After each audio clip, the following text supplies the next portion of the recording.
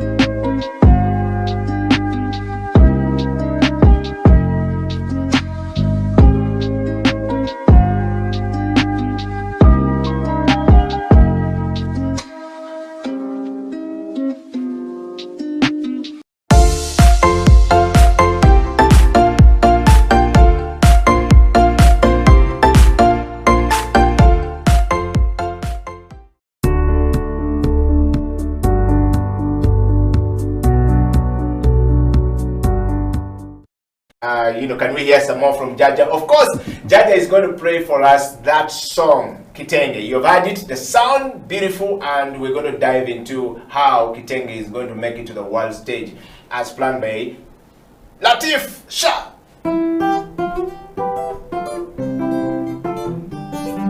Abamina bachala mwena naddala bali erudde eri mu North London kyembakutira kiri kimu butekubagiza wadde embeera za korona bangi zatutagula kakati tuve mu mayumba kitengi pateyi n'ensonze bumale ate nga tetusaanidde ddala kugisuwa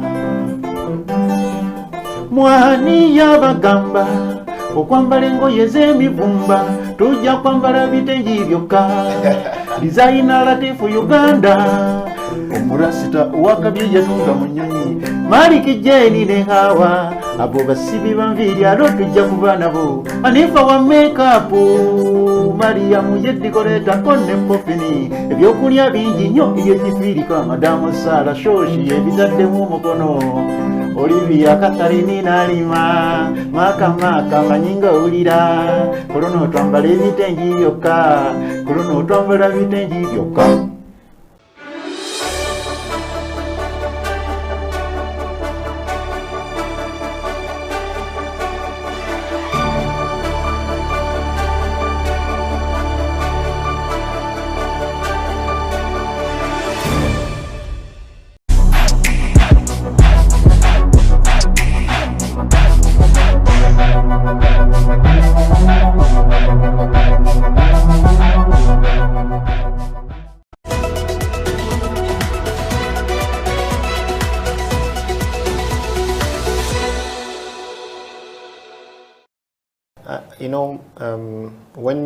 to do the kind of work that like I do, you need to educate yourself. We are unfortunate that we don't have a school of arts management here in this country, and I don't think anywhere in East Africa. Yeah. So it's very difficult for someone to understand the scope of the work that we do. So you also have, no, it is serious. You have to understand that when you learn culture economics, you understand the basics of arts management, the basics of programming. So when you do that, then you understand that when you put yourself into this job, you are sacrificing yourself for the better good of the rest of the industry. And that means that you're going to put your interests aside, and that's what many people don't understand, and put the interests of the industry to be your first priorities. When people ask me, why are you always working? Because I decided to make 99% of my time to work. And I decided not to be an artist because I realized that if I am an artist and I want to be an arts manager, I'll not be able to do the same. I put my 99% of the time in my work, and then the rest 1% I share it with the people next to me.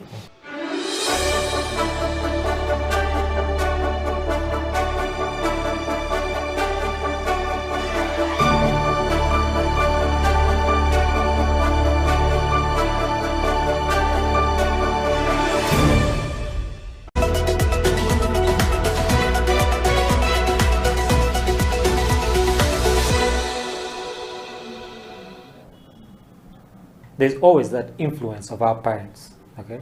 With Ugandan parents or African parents for that case, books before everything else. Yeah. Okay, so how is it with your parents? Do they support you playing basketball, or it's these things of you have to hide and make sure no basketball photo of you goes up on social media?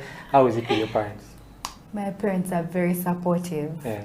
They are very, very supportive. I actually thank God for that, because we have had fellow teammates where they have to hide, like you've said, hide or facilitate themselves for anything and in everything about basketball. Yeah.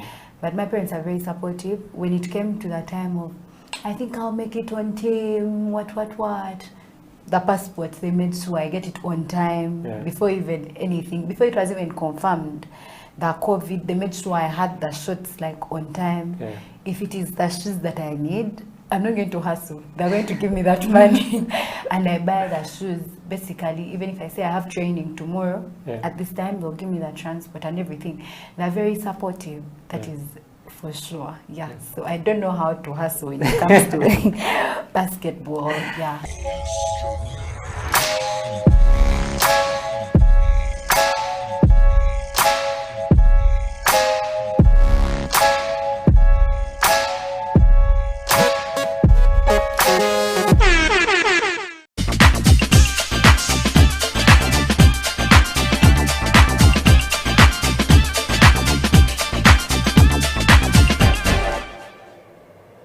Welcome to the CEO bench this week. My name is Eddie Okila. How is your week? And are you a CEO? Are you looking for some inspiration from those who have made it so far? And if yes, in the studio today, we bring you the story of a young lady who is now the new CEO of Mona Faces. And she's a makeup artist. And she's been doing this for a very long time and already in the studio. So welcome to the CEO bench. Mona, how are you doing? I'm great. How are you? So your name sounds like a French name. Maybe it is. My real full name is Mona Lisa. So Mona is half of that. Okay. Yeah. And welcome to the CEO bench. Thank you. Thank you for having me. We're going to start the interview straight from the very important point of first of all knowing who is Mona. In a nutshell, who is Mona? Where did you come from? Where did we find you? Who brought you to this world? Where are they? What happened? That's long. That's going to be really long. Yes. So we want to know the long and short of all of it. Yes. Okay. So my name is Mona. I am a self-taught makeup artist, Ugandan, born and raised in Uganda. I have been doing makeup for 6 years now. Professionally, I've built a business around it. I'm a full-time makeup artist. I own a makeup studio at Kisementi at the Bistro. Yeah, I guess that's about it. Really brief. It's very brief. Yeah. So we want to know, did you study makeup? I did not. Like I said, I'm self-taught. Okay. So I started doing makeup when I was still at uni. I was 22 when I started doing makeup. In my second year at MOOBS, I was doing office and information management. Yeah, and I wasn't a big fan of that. I've always been an artist. I've always been into beauty growing up. So yeah, eventually I started doing makeup for my friends for fun. And I met a few friends who were also in photography, Lavington and Hillary. They had Blush Media at that time. And we decided to create content for social media and posted the pictures, and they went viral. And then, so when it does, yeah, the rest is history.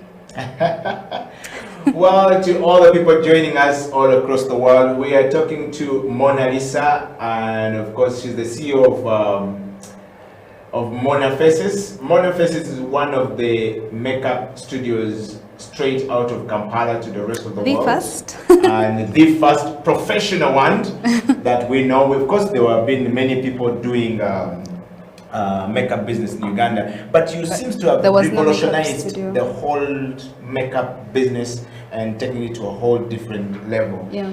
Mona, we just want to get straight to the interview. The girl child is known for always not thinking outside the box. And you said while doing your office management bachelor moves, you decided that you were not cut out for what you were studying. What informed your decision to pick up yourself from that point to do what you're doing now? I'd say for me, I was mainly led by my passion. I'm a very passionate person. I like to do things that I want to do. Like literally, I'm not going to do something if I don't want to do it. So I would say hated. I wasn't a big fan of what I was studying at that time. Yeah. I've always been an artist. I thought I would do art at university, but you know how they decide what course they give you.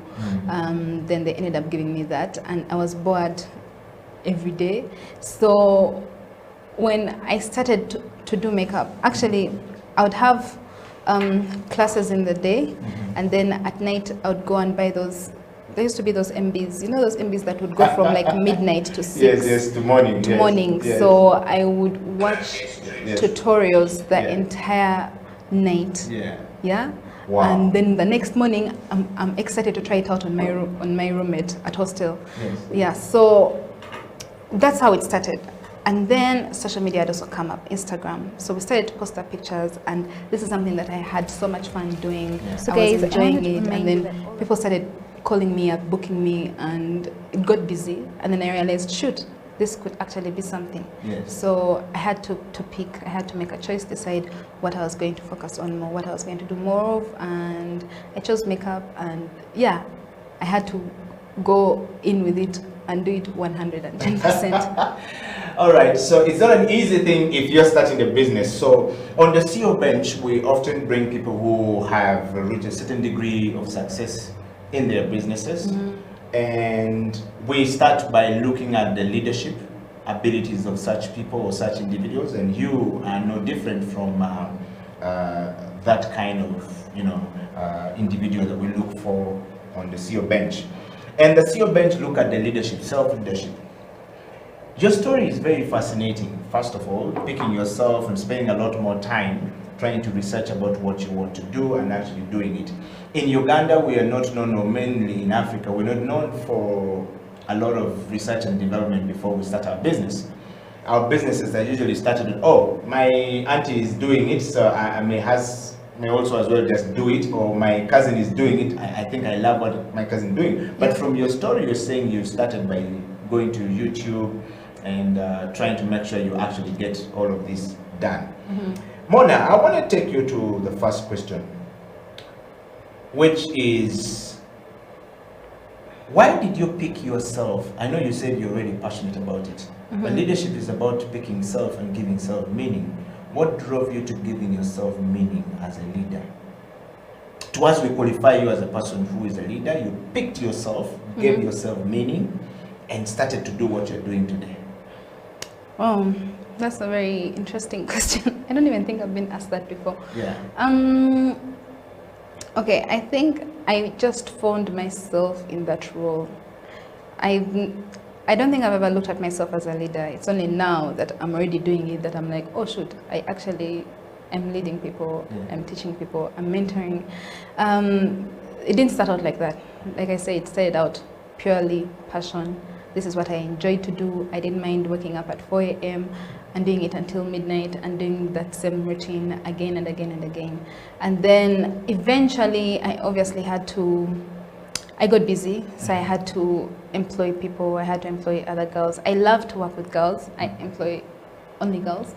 No offense, but like literally all the makeup artists I work with, the manager at the store, my manager, even my graphics designer now is female, so I love that. So I found myself in that role already, and then now I was like, okay, I need to I think I try to read more, I try to find as much knowledge as I can. I don't think I am there yet, but I try my hardest to like, yeah. Okay. To like mentor other people and work with them. And I also love to share. I think that's where the leadership maybe comes in. I like to teach what I already know, so I'm always teaching people how to do. I do master classes, I train people at the studio, and most of the people that I train how to do makeup end up being my employees. Okay. Yeah. Parents are usually not quite easy with children, particularly when you decide to do something that they don't feel comfortable with, something that they didn't send you to school to study. And then you say, we sent you to school to study office management so you can become a serious, significant person pursuing a white collar job, and you're telling us this thing called makeup artist. What are you talking about? We don't even understand it. And how did that go with your parents, by the way? Your dad and mom, when you first told them, yo, this is what I want to do? Well, unfortunately, my father had already passed. Could you speak a little bit louder? More Yeah, than, yes. okay. So my father had already passed. He passed when I was in my senior 5, right before I turned 18. So I only had my mom. Yeah. And my mom is a very, she's a free spirit. She's very easygoing, and I'm very grateful for that. She really just lets us do what we love to do. And I've always been, I'm the firstborn at home, firstborn of 3. I've always been very responsible and also very strong-headed. Like, I know what I want. You don't look like though. Yeah. I am, yeah. Don't be fooled. I am very stubborn. So like, I'm one of those people, if I've decided that I'm going to do something, I'm going to do it. And I don't even feel the need to talk to anyone about it. Like, this is what I want, this is what I'm going to do. Yeah. Everyone else will sort themselves. That's my mentality, or has always been from like growing up. Yeah, so that made it easy. So by the time my mom even noticed I was doing makeup, I had already like, she was already hearing it from everyone and everywhere. She knew that I was passionate about it, so she wasn't surprised, but then how it quickly picked up, yeah. I was already making money, booking clients. I had a whole entire business cards, what, like, I was already a professional, like, yeah. By From the time, campus? Yeah. Before you graduated, for you, you're already in serious business. For me, I was already a business owner, like, yeah. All right, it's interesting though, this is a bit of a personal question to you. He said, sorry, your dad passed, may he rest in peace, but fathers are usually very close to their daughters. I see my friends with their daughters, I see other CEOs with their daughters, and the seat where you're seated here had the former executive director of KCCA, Andrew Chitaka, engineer Andrew Chitaka, and he's talked very passionate about his family, and they're very close to their daughters. Before your father passed on, what was his dream for you? What was he thinking that you should become in life? My father wanted me to be a banker. Yes. Yeah. I was also very close to my dad. He was my best friend. I honestly believe if I was still alive, I would probably be somewhere in a bank trying to figure it out. Yeah. Yes. But because I always, not because he would force me to do it, but because I always wanted him to be proud of me, so I would end up doing something. I knew for a fact that I would have ended up doing something that he wanted me to do. It's only after he passed that now I was like, oh shoot, now I'm in charge. I have to do what I want to do. And having been the firstborn. Yeah, and having been the firstborn, I had to make right decisions, not only for me, but even for my siblings. And now I work with my sister. She's a lead makeup artist at my studio, so at our studio. Yeah, so yeah, it's fun. But yeah, if my dad was alive, I would definitely be a banker. Yeah. Wow. Even though he was an artist and he's the one who taught me how to draw. Yes. So but he wanted you to be a banker. Yeah, parents always want us to do things that are different from what they did or beyond them. Yeah. All right, well, we're talking to Mona, the founder and the CEO of Mona Faces. And if you're looking for inspiration as a young person, I think Mona's story is quite good enough for you to pick up from.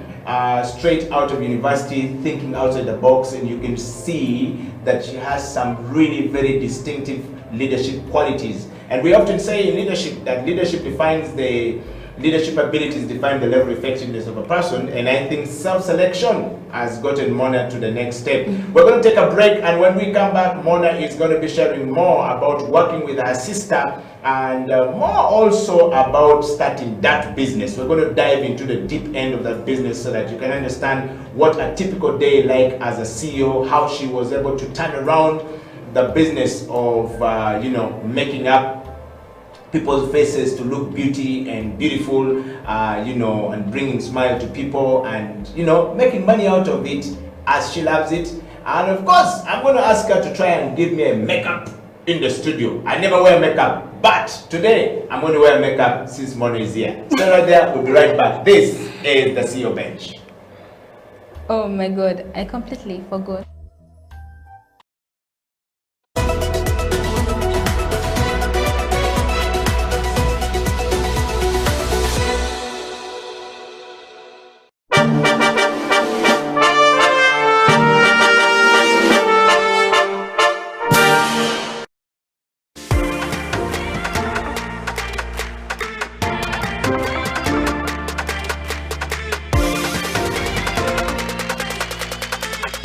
So I'm going to start by moisturizing my lips, and for that I'm using the Risa Naturals Lip Love grapefruit, luxurious lip love grapefruit, guys. It's a long name, but anyways, I love this lip balm, one because it's made in Uganda, and it's all natural ingredients. I've been using this on my clients and myself a lot lately. It's very light, very moisturizing. You guys need to get into it, most especially if you're Ugandan. If you're in Uganda, you need to support your own. And yeah, so I'm going to go into my face, and for that I'm going to be using the MAC Mineralized Charged Water Moisture Gel. That's long, but this is what I'm going to be using to moisturize and prime my skin. I'm using a flat foundation brush.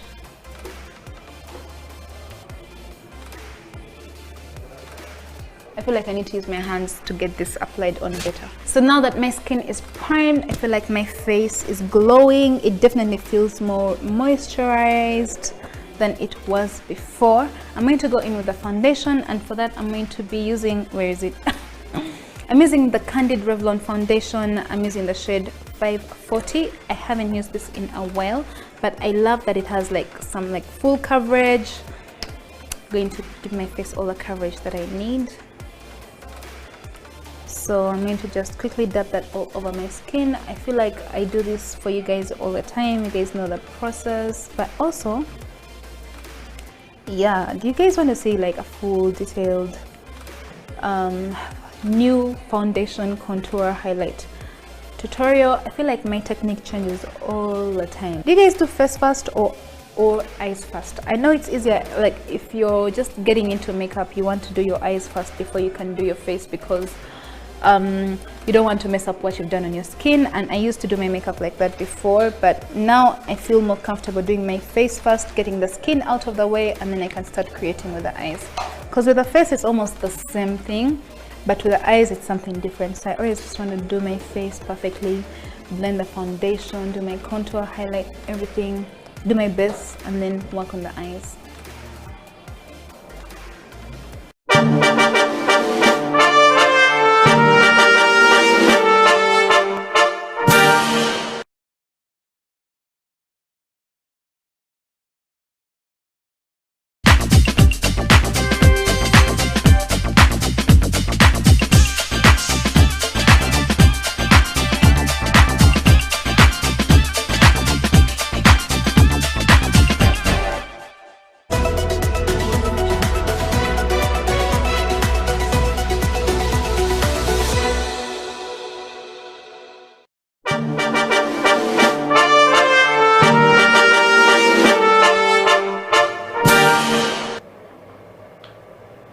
Welcome back to the CEO Bench. My name is Eddie Okila, and in the studio is the founder and CEO of Mona Faces. She is one of Uganda's first professional makeup artists with a professional studio in Uganda. And I'm sure you've heard her story already, and how she's pushing things forward. Mona, welcome back to the show. Thank you. We're going to go straight to our interview today, and I'm going to go straight to the first question, which is, how did your business survive COVID-19?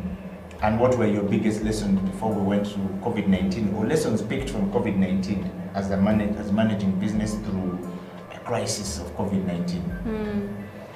Okay, so obviously COVID was a surprise to all of us, but I remember one of the main things that I was so grateful for in COVID was my online presence. My Instagram, Facebook, and YouTube platforms like literally saved me. I'm glad, like, because I had been already, like, my business literally grew on social media. Like, that's how I started, and then eventually got a space, had a studio, blah blah blah. But social media was where I was, you know, advertising first, posting, talking to clients, engaging with people. So when COVID hit, that was the only way of like reaching out to clients that we had. That's the only way I could share with my clients, talk to them, stay in touch. And during COVID, I was doing a lot of content creation. I was posting videos every day on my YouTube. I was doing lives on Instagram and Facebook, and literally just engaging with clients. I was selling a lot of product, which also helped me a lot. So it wasn't as bad as it would have been just because I had an online presence. I feel like having an online presence for a business, it's very important. Wow. Yeah. And people were doing makeup during the stress period of time. Where were they going, the ladies? I was teaching people how to do makeup. Okay. Yeah. So most women were trying, a lot of people during COVID were trying to get into new things, learn new hobbies, you know, because we're at home for a long time. What do you do? Yeah. So I started doing online classes. I was doing classes with people all over the world, in the States, wherever, like South Africa. I was teaching people how to do their makeup. And I was doing all of that on my phone, by the way. Wow. So yeah, I learned how to use to do Zoom meetings during COVID. Yeah, those are things we were not doing before. So literally, I feel like COVID just taught us how to stop, think, and like really think out of the box and find ways of like communicating better with your audience. Yeah, wow. I think that's what I learned. Wow. And so you've just mentioned something very fundamental in your remarks. You say that you feel like having an online presence is fundamental to business going forward. Very key. Yeah, very. How and when did you discover this? At what point in your journey of lockdown did you go? Did I discover that it's important? I always knew it was important. But then when COVID happened, that is all we had. The internet was all we had, and people were consuming almost everything on the internet. People were like bored at home, and there was nothing to do, there was nowhere to go, so you just had to watch content. So yeah, I always knew it was important, because remember, that's how I started. I posted my small like pictures on Instagram with my small following, and then I kept doing it consistently, and the following just kept growing over the years. Okay. Yeah. Mona, somebody is saying, can you please ask Mona to speak slightly louder? She's always louder. Have you intimidated her? Certainly not. I'm not intimidated. He's just so much louder than me. You're louder. Intimidating her. Yeah, you're louder. I just want to say this to somebody who is watching out there. We are live on House of Talent Uganda /HTV, and we're live on Twitter. From wherever you are, even if you're driving, whether you're in the States or in Denmark or in Australia, please follow. Mona is live on television, Mona Faces. And of course, we are live from our YouTube studio, so you can get as much as possible from there. So please share it far and wide, and make sure all your cousins, sisters, grandmothers, grandfathers, and everyone is watching. Mona, question number 2. You have a thriving business as a business led by a woman, a lady. What is it like leading a business as a woman? What is it like? How does it feel like to be where you are right now as a lady leading people, other ladies in your business? What does it make you feel like? Things of leadership is all about men owning business, but now we're seeing women owning business. How does it feel like from where you sit? You know, it feels great, but for me, what I am more grateful for, like what makes me really happy, is empowering other young girls. Literally, that is where I find my joy. Just teaching them how to do things on their own, how to do makeup, how to do their businesses if they want to, how to even just work with me and grow with me and just miss watching other women grow. I think that is what really makes me happy. Yeah, that's where I find my joy. And I also just intend to grow and do more than I'm doing right now, and grow with the women that I'm working with now. And yeah, I feel like the future is bright for women. Yeah, it really is. Like before, women have always been scared to do things and try out things, but it's changing. Everything is changing, and we're about to be in charge. 110%. I believe it. Yes. Yeah. This is scary for some men out there. They must be saying, "Oh, yeah. Mona is saying they're about to be in charge. We Where does it leave us? What are I we going can to do?" feel it. Yes. Yeah, I can feel it. Yeah. Okay. I'm gonna ask you this question. So, what are some of those business challenges that you faced as a CEO, and how have you navigated them during the period that you've been running the business as a CEO, as a founder of Mona Faces, but also as a CEO? Well, you know, every day there's a new challenge. Something comes up, you learn, you read about it, you grow, it stops being a problem, then another problem comes. But I would say maybe just running the kind of business that I'm running in Uganda, it's hectic because, first of all, makeup is highly taxed. Like, literally, it's highly taxed. And, you know, because it's a new thing, people don't expect, women are still like, okay, we are getting there. We're not where we used to be. In the beginning, you'd not find any makeup distributors or stores, and women were not used to spending a lot of money on makeup, yet actually makeup products are expensive. Beauty products in general, skincare is expensive, and then by the time you get it here and they tax it 65%, like, whoa, it just goes up. Then the how tax is 65% for makeup. So for anything beauty, cosmetics, it's bad. It's hard, and it just keeps getting harder. Like, I just wish like the government could help us. Like, I feel like they just keep frustrating business people more and more and more and more, and you just have to have a strong head and heart, and yeah, to survive. Wow. I think for me, yeah, right now, that's my biggest challenge. Okay. Yeah, but hopefully things will change. I mean. Okay. I didn't know, but thank you for that insight. 65% is quite a higher chance of tax, chunk of tax being charged. And the economy really is not doing so well. Okay. Mona, we're just going to go to the third question, which is, in business, leading your team can be very difficult. I feel it from where I sit. I know many people will feel it from where they sit. What did you do to hire the right people in place for Mona Faces as a CEO? What processes did you go through? Because it's not easy to find people. You seem to be very happy, you're relaxed. We're not seeing you saying, okay, I need to run back to the studio right now. There's this customer calling me. But you are here and we're doing the interview. So what processes did you go through? What did you do? The insights that you can share with us as a CEO. For any other CEO out there, a lady who's trying to start a business who doesn't know how to get the right people in the business. Well, I would say patience. This is something that I used to struggle with a lot. I am so grateful to God right now that I actually have a team that I love, that is reliable, that I can rely on, and also that my clients love. It wasn't always like that, of course, and partly because I was also not there yet. You know, I needed to read more, I needed to learn more about motivating your employees and how to like. And I think I'm still learning. I'm constantly reading a lot of business books, trying to find knowledge and learn how to, you know, just learn how to do better. But also, what I would say helps me is, let me see, just being patient with my employees, being patient with them and teaching them. And also, I think I'm a very intuitive person. So sometimes your instincts just tell you this is a good person, this is not, And also I'm a hard worker, and I love people who are very hardworking. So that usually draws me to the people that I end up working with eventually. If someone is not hardworking, they're not hardworking, they'll never do the job. Even if you motivate them 110%. If they're not passionate about it, they won't do it. So I've been blessed to find people that are passionate and that are hardworking and that are excited to grow with me.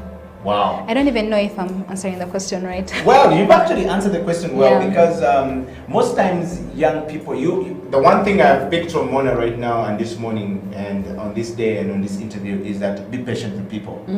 But Mona, how do you be patient with a person who is not seeing the direction of where you're going? Do you communicate your vision to your people first when you bring them in? Yeah. Are they just excited to work with you? What Yeah. motivates them that make you feel like, oh, is it the vision, they see where you're going? Yeah. And he says, I want to be part of this. Yeah, I think it's sharing, you know, just being transparent and letting them know that, you know, this is not all glam and exciting and what, it's actually hard work. You're going to work really hard, but then where do you want to go? Where do you see yourself going? What do you want to be like in 5 years? And you'd rather build something with me than just, you know, stay figuring it out, and before you know it, it's 5 years and you've not really built something. So yeah, just showing them that we are going somewhere, we are building something together. I think that is encouraging for most people. Okay. Yeah. Mona, before we take our second break, I just want to ask you this question, still on question number 3. How do you continue to keep these people motivated? How did you, is it because you sold the video well to them, or you paying them well? How do you keep them motivated? I think, okay, it's a struggle. Every day you learn. Yes. And you know, every day you learn, yes. And people's wants and needs change every other day, and what excited them last year may not be as exciting for them this year. But constant communication, yeah.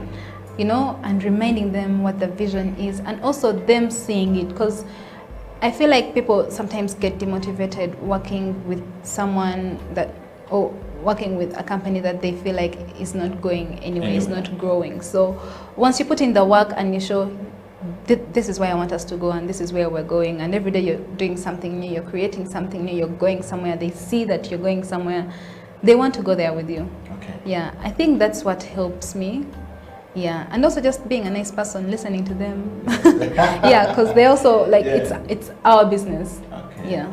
So you basically spend a lot more time as a CEO listening to them, yeah. than you talking to them. Yeah, you listen to them, and they usually have a lot of things to tell you, a lot of insights, like, Mona, change this, do this. Sometimes they're the boss of me. Okay. Yeah. Well, that's a big lesson right there. Sometimes they're the boss of me, and this is coming from a CEO who is not just talking because she's talking. No, she's earned the right to be on the CEO bench, and she's here because she has a story to tell. We're going to take another break, and when we come back, we will toss to Mona on the first success of the business on the CEO bench, and Mona will be telling us how to do the makeup. And if you want to learn how to do the makeup, please call your neighbor, call your cousin, tell them Mona is on TV. Meanwhile, I'm being dissed here that the skin doesn't look the same. So when I come back from the break, we want to see if Mona is going to turn my ugly faces into some beautiful faces, right? The CEO bench will be right back after the break.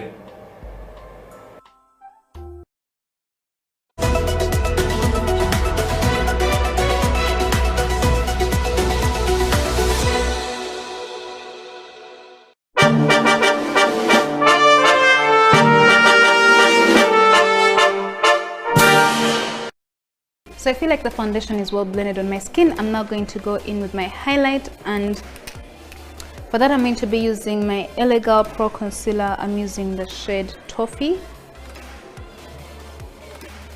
Applying that underneath my eyes.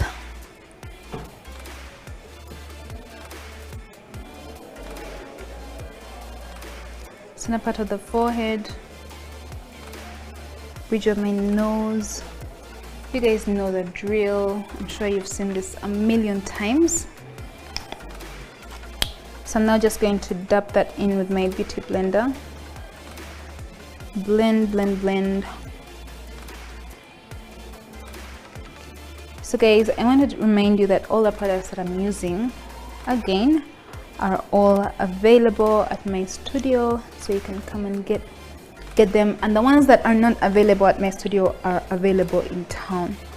Like, for example, you can get the Revlon. I don't carry the Revlon foundation that I've just used, but you can get it at Linton's Beauty World. I think Village Mall, they have it. I like that it has really like full coverage. So if you're the kind of person who wants to have like a full coverage foundation, you can go and get it at Linton's. And it's not an ad, by the way. I just like the foundation and I know where it is, and I like to give you tips on where you can get the products in town. So the ones I have, I like to tell you I have them. The ones I don't have, I can always tell you where they are, and you can always go and get. So I'm now going to set my face, my highlight, using my Black Opal Invisible Oil Blocking Powder. I use this all the time, you guys know. It literally is my go-to powder. And packing that and pressing it under my eyes, just making sure that I set this place very well. Guys, you want to take your time setting under your eyes. Like, have you seen when you wear makeup and like you have creases underneath your eyes, like it looks like it's cracking after some time? That's because you didn't take enough time setting that powder in. You need to take your time, set that powder in. Make sure it goes into all those creases and small lines underneath your eyes. Creases and small lines, they're the same thing. Anyways, don't forget your laugh lines. And also you want to snatch the nose. So you put extra powder there. There, there. Once that's done, I'm going to go in with my contour, and for that I'm going to be using still again my Black Opal translucent powder. I'm using the shade Deep. This is also another powder that I literally use in every video, literally.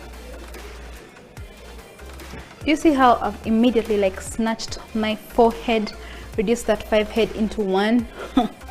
That's the power of contour, guys. Contour. You reduce the forehead, you reduce the nose, you reduce everything, cheekbones. The face is now looking snatched, chiseled. So I feel like I need like a deeper contour. I need to snatch my face a little more. So I'm going to go in with a Fenty Beauty bronzer.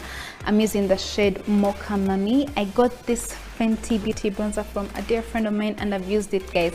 I've used it a lot on not just me but also my clients. I've already hit pan with it. Guys, just first look at that. Ooh, ooh, ooh. Love this Fenty bronzer, guys. But guys, do you see the warmth that creates on my face? I love it. And I also love it for my like dark skin melanin clients. I also want to know what makeup products you guys are into. You guys would love for me to get, most especially if you're in town and you find it hard to get your favorite makeup products, because I know it can be a hassle. Just let me know what products you want to get, what products you think I should get and try out for you, and maybe give you some reviews or even stock them at the studio. Just let me know. So I'm also trying to snatch my nose a little more, get that nose contour on. I do this at the same time with my eyes. Like I go into my crease and then just like blend all the way down the side, like the sides of my nose. So I'm quickly going to do my eyebrows off camera because I've done them on camera a million times. I don't want to bore you guys with that. I finished snatching my face. My eyebrows are done. I'm going to go into my eyes, and for eyes I'm going to be using my Colourpop Cosmetics Bare Necessities. Ignore how my palette is looking, but I've been filling the shades in here. It's all neutrals and nudes. Obviously I'm going to go into my comfort zone, which is very neutral, very like natural looking eyeshadow. I'm going to go in first with this nude shade. It has a bit of shimmer in it, and I'm going to use that like slightly above my crease because I've already used my bronzer into my crease. I use that as a transition shade, so I kind of want this nude to go right above that, like literally on my eyebrow bone. I'm going to go in with an orange shade over here, and I'm going to take that into the crease as well, just to give me a bit of color. I'm going to create a look that I have been doing lately a lot, but I haven't been able to, I haven't done it on camera before.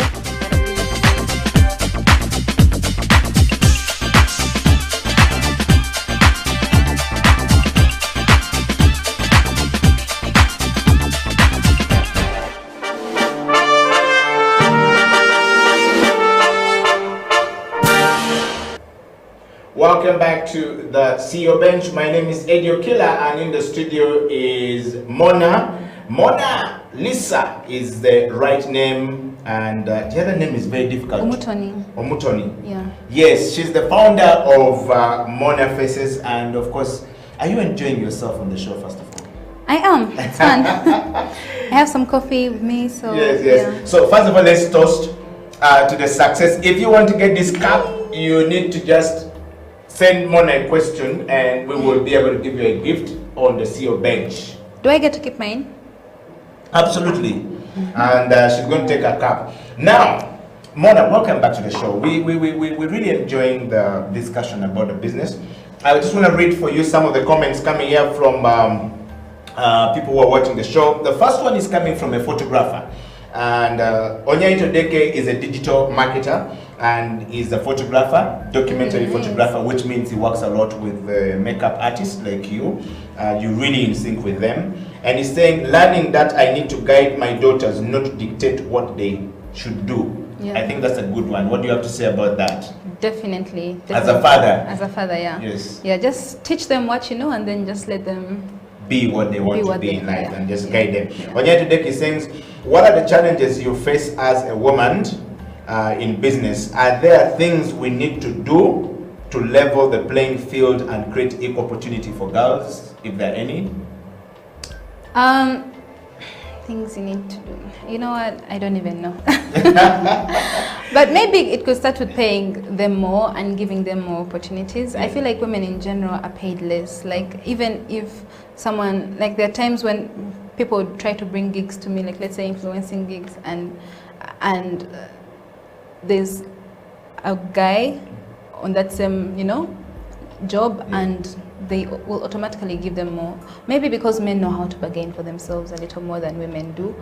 So you think that we should teach ladies Yeah, how to bargain more? How to bargain more, yeah. How to be more confident in themselves and what they are offering. Yes. I think that's the biggest problem. Like, women will easily settle for a less pay than men would. Okay. Yeah. Mona, Onyaito Deke goes on to say, I think this is a comment, says, I didn't know that beauty products are taxed at 60%. Whoa. They are. I pray that changes soon, but they are. Okay. So Yeah. with that challenge of 60%, how do you continue to make money to grow the business? Because the tax seems to be unrealistic for the business. It is. It's very unrealistic, but you have to do what you have to do. I mean, if I don't do makeup, then what am I going to do? So, yeah. All right. I have another question. Is Eddie Okila? I'm watching the show all the way from the US. I stayed up to see that young lady actually back on TV. I was shocked when she started. She dived into a field which was not quite understood, and how she turned around the makeup industry. I look at her studio. She really inspired me a lot. I live and work in the US, and one of the things I want to do someday is to start the business like Mona. Oh, thank you. Yes. Thanks. And it's midday in Uganda, so it's Yeah. quite late in the US. Yeah, it is. And that right there, and I see one coming from Kenny Luchams, who said, I just love the passion of Mona. The Magical passion. being. He says that's who you are. Thank you, Kenny. Mona, we're gonna have to go to our next question here, which is question number 4. On the CEO bench, we often have 7 questions as we talk about the life of a CEO. And I want to take you to question number 4. You are not always big as a businesswoman as you are now from the time you started. While growing business in Uganda is very hard for many women, and not just women, even men. I can share a few experiences that I've been through.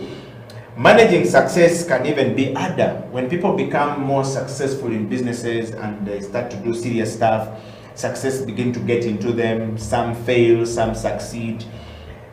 How have you managed the success of Mona Faces and still remain down to earth and still be a person who speaks to borders as a CEO?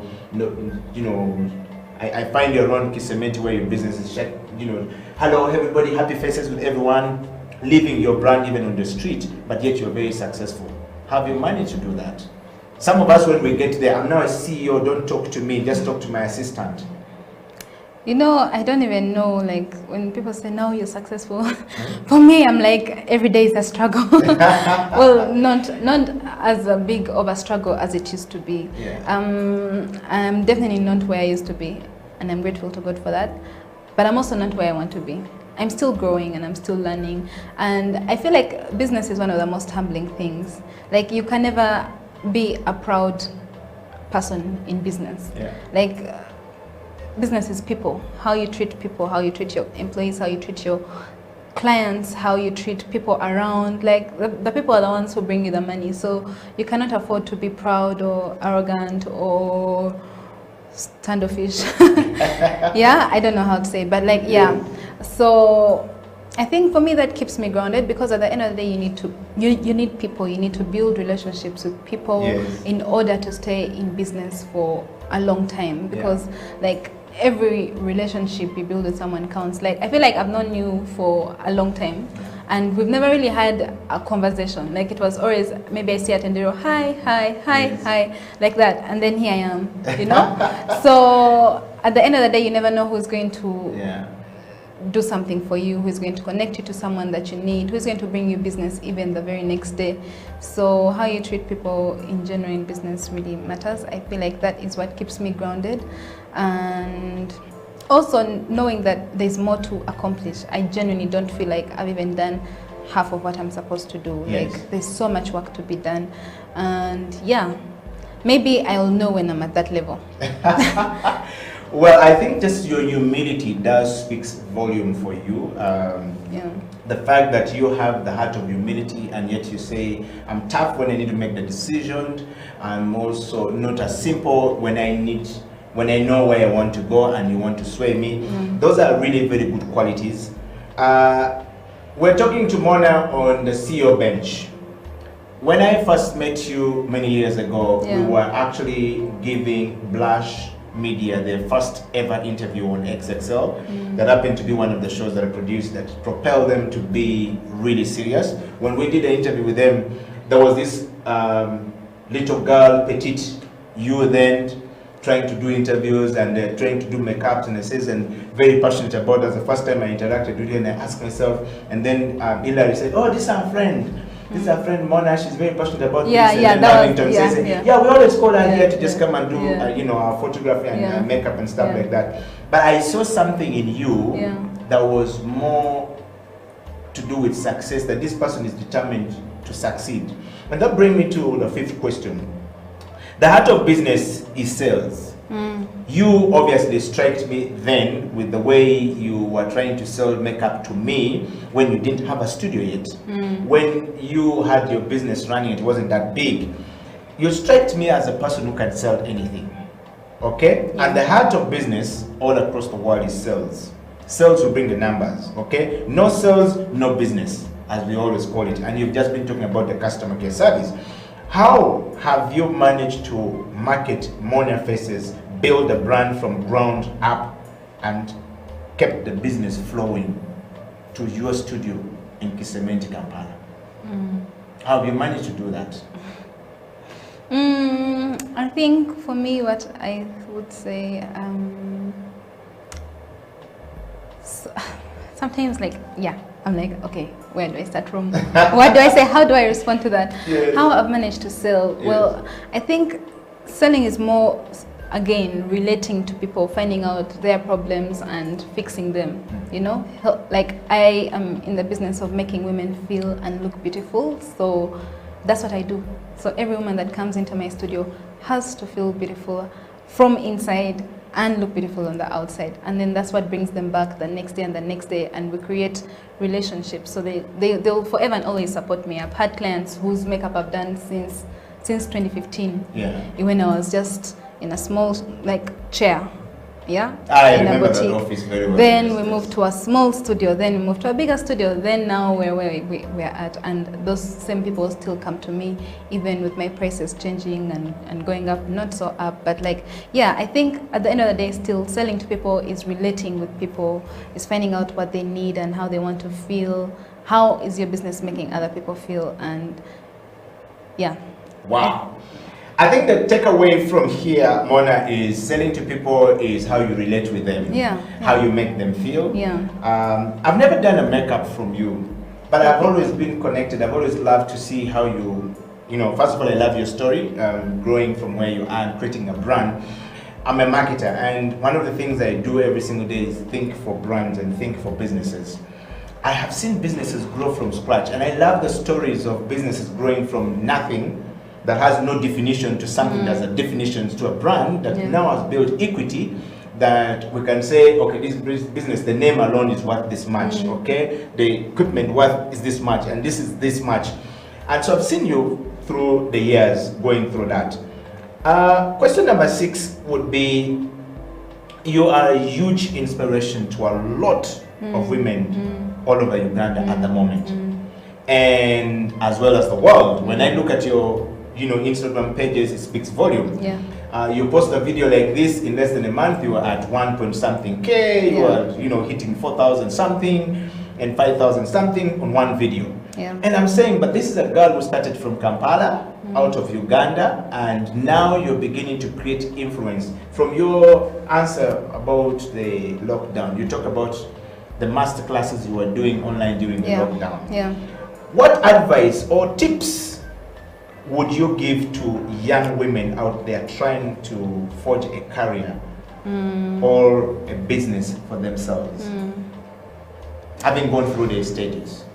I think the best way to start any business is just, number one, being passionate about what you're trying to do.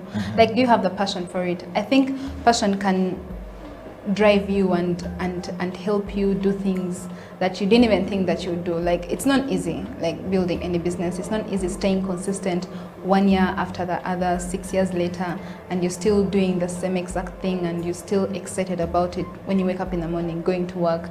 So I think the advice I would give to anyone trying to get into business is, first, really, like, have a conversation with yourself. Ask yourself, am I as passionate about this? Will I wake up at 4 a.m. and sleep at midnight? And then do the same thing the next day, have like only 2 hours of sleep and repeat and repeat and repeat, and stay consistent with it after so many years.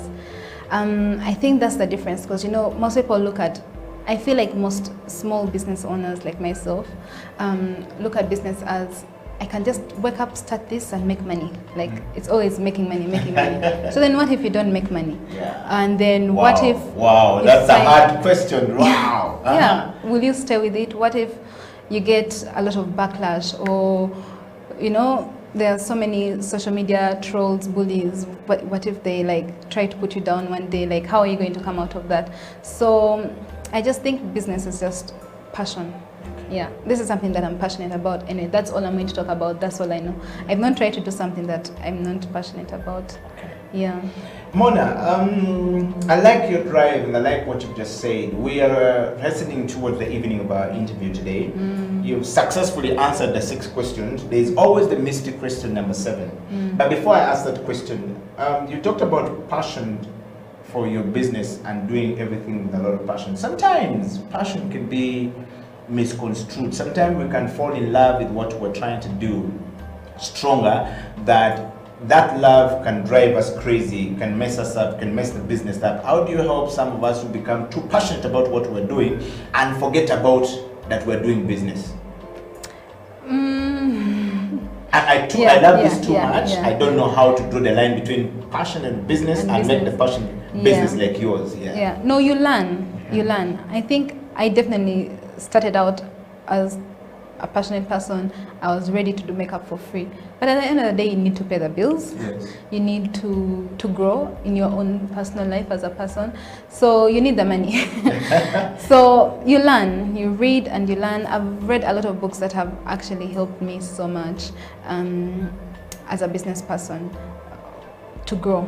A book I would recommend is The E-Myth Revisited by Michael Igaba. I don't know if you've read about it. Not yet. You've read it? But I've read about the book. Very, very, very helpful. I've done the review of the book. I haven't read it. Most especially for people who are artists, who are like the people who do the job. Like, you're like a technician. You're the one who does the makeup or who does the hair. It's hard to look at yourself out of that image of, okay, I'm not just the technician, but I also have to manage the business. I have to be an entrepreneur. I have to see where it's going. So yeah, I think reading a lot, trying to find, there's knowledge out there for us everywhere on social media, on Instagram. You scroll through Instagram, you're learning something. YouTube, you're learning. There are books everywhere. So we have no excuses in general. Well, guys, you're hearing it from Mona right there, coming from Mona, the CEO and founder of Mona Faces. Mona, of course, you are a big inspiration. I must admit that, to as many as possible. And we're just about to open up the line to some comments, which you have to respond to, is some of the things that we do here. You're so far speaking to about 1.8 million people in diaspora. These are Ugandans in diaspora who follow the House of Talent Television. About 15,000 people online who follow us all across. These are people who you are interacting with right now. And if you look at this screen, we're talking about leadership, change management, transformation. All right. On a scale of 1 to 10, question number 7, the mystery question, if you had to rate yourself as a leader, what would you give yourself? You know, to be honest, should I give you like the real honest answer? Yes. Okay, on a good day, maybe 5. On a bad day, maybe 3. Yeah. Why are you giving yourself such a low? Yes. Because I don't know, maybe I'm my biggest critique. Like I feel like I don't, like, yeah, I'm still learning. Don't you feel like you're so hard on yourself? No, I'm learning. Okay. Yeah, every day I'm learning. Like, there's so much to learn, and there's so much that I don't know, and yeah. So on the scale of 1 to 12, you give yourself on a good day 5, on a bad you give yourself 3. Yeah. And that has a question online here, which we are definitely going to bring out at some point. Mona, let's go to... But it's a work in progress. Maybe next time I'll be 8. So yes. All right. Okay. We're talking about change management, leadership, and transformation. Let's look at the change management. Change management, I'll explain it to you. Change management requires that, 1, we think about where we're going. 2, why do we need a change? 3, why the change? 3, what processes do we need to go through to change? You have changed offices 3 times. I have seen you. You are now in a different place, and of course a much beautiful place, easier access to your clients and stuff like that. That change meant that you had to communicate to your staff, and that communication needs to really be very clear, because some people fear change. And you've lost staff in the process of change. COVID-19 came and you had to change direction a little bit, but maintain the course of where you're going. On a scale of 1 to 10 on change management, what would you rate yourself? You know, I really actually, I love change. I hate and I love change at the same time. Yes. Like, I'm always ready to change. I'm always like quick to like, no, okay, this is not working. This is how we need to do. I think I would rate myself 9, 8. Yeah, that one is, yeah. Wow. Yeah. Okay, change management is rated at 9, 8, and it requires that you communicate that vision and the reason for the change to your people. Have you always done this? And on a scale of 1 to 10, Yeah. what's the clarity like? I always communicate everything to the people that matter, that need to know. Yeah. Still 9, 10. Okay. Yeah. At the end of the day, I'm moving forward. So you're either moving with me or you're not. So or you follow. yeah. Yes. So if change has to happen, it has to happen. Okay. Yeah. Change management on the fees that you charge. The fees that you charge for your services. You said that you started 1 or 2 and you change. Normally customers don't want change on the prices. No. Now you're becoming too proud. Now you're changing. How were you able to manage the process of change of the prices? The cost of doing makeup at Mona Faces to now the premium prices that we had. You said you are still going. And how do you intend to manage that going forward with the changing times? You know, every business changes their prices. Like, some change every year, like, just keeps going up and up. If you feel like, I think it's all about knowing your worth, knowing what you're giving, you know, value for money. If you feel like you're giving the clients that much, then they have to pay. Yeah, so. What happened when they're not paying? No, they pay. Okay. I've been blessed, so They've been paying. What would you attribute that change of them continue to paying, and when you communicate to them and they pay and they keep going, what would you attribute that success, that bit of success to? I think also just being fair and knowing that, you know, I'm not just increasing the prices and doing nothing for you. Like, I'm changing the experience at the studio. You're going to come in, we'll give you a glass of bubbly, the environment is nice, we'll do a great job, we'll make you feel and look beautiful. Like, why would you not want to pay? Yeah. Well, Mona, that's a nice one. And lastly, on the screen, it's our transformation. Where do we see Mona faces 5 years from now, 10 years from now, 50 years from now? Let's start with 5 years from now. 5 years. Where do we see Mona faces? There's a lot of things I want to do. When people ask me these questions, I on interviews, I never like to answer, because these are things like, it's like almost like my dreams. Like, I'm like, I don't know. Like, I don't know if I want to share. Definitely, it's going to be more. I definitely know that in 5 years. Right now, I have a team of 5. I'll probably have a team of like 50. Yeah. I intend to employ as many young girls as possible. And in girls 10 and years? women in 10 years, maybe like 100,000 all over Africa. Yeah. Wow. I intend to roll it out as a franchise. So we're still growing and learning. Okay. And 50 years from now, what would you like to be remembered for? You thought I was so quick to be like, I don't know. Like, 50 years from now, what you say you have a want very to strong be? vision, and from what you're saying, so 50 years from now, where do we see Mona faces? And what would you like to be remembered for? That's a hard one. Ding dong! It's a leadership, change management, transformation. You've already transformed yourself. Leadership means inspiration. But you I inspire think I others. want to be remembered from how do I want to be remembered? How I, at the end of the day, people remember how you make them feel. Yes. Yeah, I want to really empower as many women as possible. Like, for me, I feel like I said, women are going to be on top very soon, and we're going to be presidents. We're going to be making all the laws and everything. Yes. So that is what I'm passionate about. Women. Why would you leave men out of the picture? I am just passionate about women. I'm Yes. sorry. I I don't even know how to explain. Would you ever pick us at some point? Do No. you hate us? Do you I like don't. us, I or you don't hate. Yes. I don't hate men, but Yes. I'm just really passionate about women, Yeah. and their growth and their success and their suffering. And women are taken for granted so many times. I feel like Ugandan women are one of the most oppressed in the world. So I just want to change that. Yes. I just want to be remembered for what I did for them. Okay. Yeah. Mona, we just going to bring this to a close very quickly, and I just want to take you straight to my last question, which is here. I want to read some questions from here. Some people have asked questions here, and I want to take you straight to this one here. It is coming from Rebecca Ray Naki. It says, Mona is very down to earth and a blessed woman. And Amen. God bless Thank the works of you. her hands. Thank you very much. That's coming Thanks, from Rebecca. Rebecca. You're almost breaking her down, Bambi. And Rebecca Ray is saying, I wish one day she gets to my face. She gets to do my I'll faces. definitely and do your to do my face. face, and when I can afford. Yeah. No, Mona. she'll be able to afford. Rebecca Ray Naki, she says when she can afford, we want to offer her to come to Mona Faces.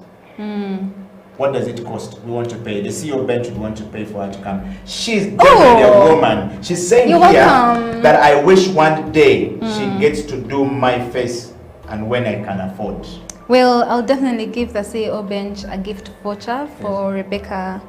Wow! Ray. So we're shouting for Rebecca Ray Nachi, please. So, go to Mona Faces come and through. you have a voucher right there, and we want to know No, her experience. they'll come to you guys, Yes, yes. and then you give them the voucher. Okay. Yeah. And we want to know what the experience is like. We're actually going to try and, do an interview with her when she's done the makeup. Yeah. Yes. Yeah. So, well, you have it right there, Rebecca. So please write to us an email to houseoftalenttv@gmail.com, houseoftalenttv@gmail.com. and contact us, or get into the inbox and write to us, and we'll definitely give you a voucher. You have a voucher, and we would like to see how you experience that. You see, that's a nice thing to give to another woman who actually has inspiration or aspiration to be where you are, but can't afford it at the moment, and she's really working hard to do so. Mona Katamba Kenneth says, how do you deal with inner backlash when you feel demotivated in what you're doing, yet you see it kind of working out? Wow, that's a nice question. Inner backlash, yeah, it's very as a creative also, like I tend sometimes to overly criticize myself sometimes, or feel like I'm not doing enough, I should be doing more, and sometimes you just get a creative block. Sometimes you're doing everything, so you just get, what is it called, burnout sometimes.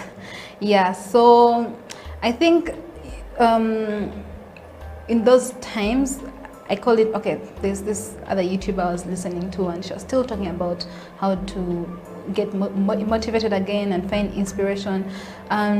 She talks about something, it's called breathing. Okay, she said it's like breathing in and breathing out. Yeah. So she's like, as a creative, when you're putting out content and you're doing this and you're producing something and you're working, you're feeling super hyped and super motivated, that's when you're actually breathing out. You're putting things out there. Yeah. And then you reach a point where you just can't, you don't have the gas anymore, you're not motivated, you feel like what you're doing is not working, and she says that's your time to breathe in. So I took that advice, and I always, moments when I feel like I'm not being as creative as I should be, or as productive as I should, I take that as the universe trying to tell me and show me that now, Mona, it's time to breathe in. So I use that time to take in as much knowledge, inspiration. I'll travel, I'll read, I'll watch a lot of content on YouTube. I get a lot of inspiration from other creatives, and just watching other people on YouTube. So I spend a lot of time on YouTube. Wow. Yeah, so that's how I think you can get out of that funk. You see an idea and it will spark something in you, and then before you know it, you're back on your track. Wow. Yeah. Mona, Sam Fine. Do you know Sam Fine? I do, definitely. Sam Fine it's is like one the OG of makeup. The highest paid makeup artist in the world. Yeah. And I've always followed to just see how much that guy makes. He makes $3,500. He's the highly paid makeup artist in the world. And that is before he travels, and that is before overtime and all of these things and allowances that come with. Some, of course, beat such famous faces like Naomi Campbell. I think that's the biggest account for him. And Tyra Banks, that's the big account. And of course, Iman. Where do we see Mona faces? Who do you want to be the biggest? My biggest celebrity? Yes. Oh my goodness. If I wake up one day and do Beyonce's makeup. Wow. Yeah. And in Africa here, who would be your biggest?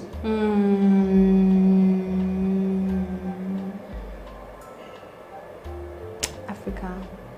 I think my biggest would be...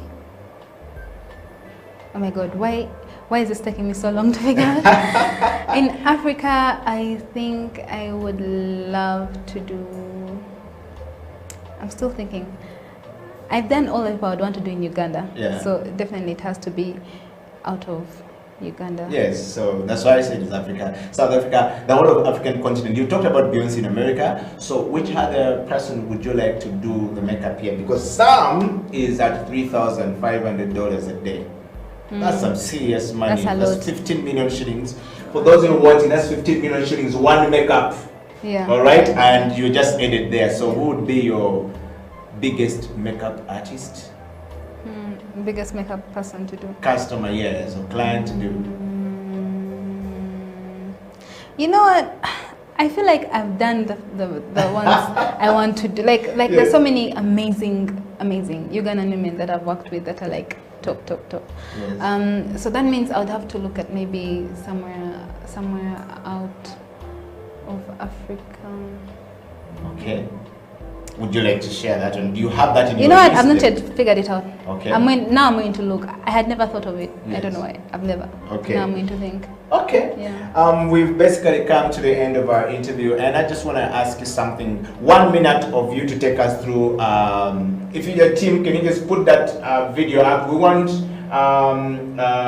really Mona to explain to us what typically a makeup artist do. And I think you have a video when you're telling us, explaining to us what you do. Put that video But up. that's Yes. long. Won't it be too long? No, that's okay. We cut it down. You're just going to take us through what it means. So, how do you typically, that makeup that you're talking about there, the process that we go through and all that stuff? Can you just take us through what the process is? The process of doing makeup? Yes. Typically, I don't know how to do the makeup. I don't even know where to start. So we start with a base. Like for example, if I was to do your makeup, I'll start by priming your skin just to make sure that it does not, it doesn't, to protect your face. Yeah. Yes. I'm doing something different there. I'm applying concealer. That's like the third stage. Yes. Then we'll do a foundation to even out the skin tone. Then we do the concealer just to highlight and give more coverage. That's what I'm doing right there. Yeah. Cover the dark circles, make sure like the face is like bright. And then after that we'll set with a powder, and then we'll do eyeshadow. And then guys, you'll find out the rest of the information on my YouTube channel. Go and subscribe to my YouTube at Mona Faces. Follow me on Instagram. I have a lot of tutorials over there. Support, subscribe, comment. Yeah. Well, you've heard it from Mona right there. Mona, Yeah. thank you very much for coming to the show today. We're really happy to have you here. And somebody has said, can you please bring that lady back to the show? She was really cool. I feel like we've not had enough of her. Well, we will be able to bring you back at some point. And I got a lot of private messages here. Edio Killer, thank you very much for bringing that lady. I think I'm really inspired. This is what I was looking for my day. I needed something fresh to take me forward. I'm still scared. Just keep me, keep my name withheld. But tell Mona I really wish I could give her a hug right now. Oh. Well, so you have somebody right there who is feeling like you have touched them. I think it's nice to be Amazing. able to touch people's lives and Yeah. the manner in which you may not be able to express. But thank you very much for coming to the show. Thank Your you for parting having shots? me. What would be your one-word experience? I mean, one-word inspirational message to somebody. If you look into that camera. One word. Yes. I think I already said 2 words. Okay, please say even 3 words. 2 words. Okay, I think they're going to be a little more. Anyways, Even 4 words. it's Even one 5 words. sentence. Even It's 5 one words. sentence. Go ahead. Yeah. Just start. Start where you are, and then don't stop. Once you start, you don't stop. Wow. Yeah. Wow. Thank you very much, Mona, for coming. We Thank you for got having it me. off, and thank you very much. Go out to our YouTube channel and check her out.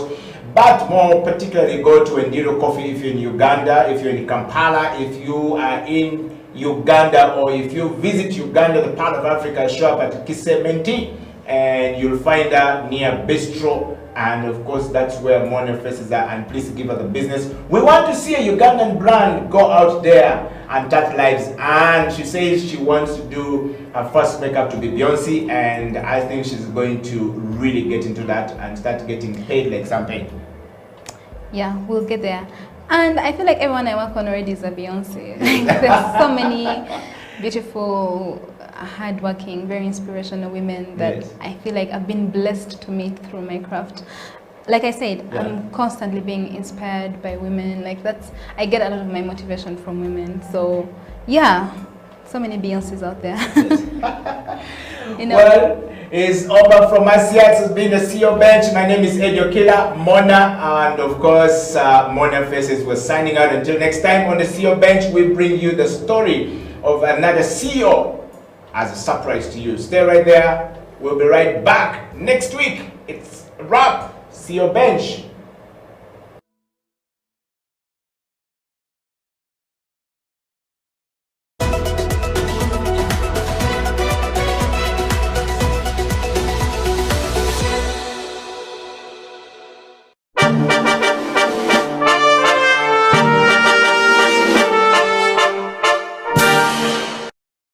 I'm going to pack that on the inner corner because it's just bright and beautiful and I love it. It has a bit of, it's a matte shade with a bit of like sparkle in it. Like it has a few like glitter pieces in it. I'm using a flat eyeshadow brush from my Zoraya brush set. I don't know if I've showed you guys my Zoraya brush set. I'm going to be showing it to you just now. So I'm going in with a nude on the outer, like right from the center part of my lid to the outer corner of the lid. I am using the shade Complicated. I'm not going to line my eyes, but I kind of want to create like a shadow before I line the eyes. And I'm going to go back in with a brown shade that I use, and I'm using a smaller, more precise eyeshadow brush, and I'm just packing the brown onto my lid. Guys, this is like a very quick makeup tutorial, nothing extra, nothing fancy, very easy to do, and you could wear this look anywhere, like anywhere. Like, where do you want to go? To the market? This is the look for you. For a wedding, friend's birthday party, photo shoot. Okay, this is a bit too simple for a shoot.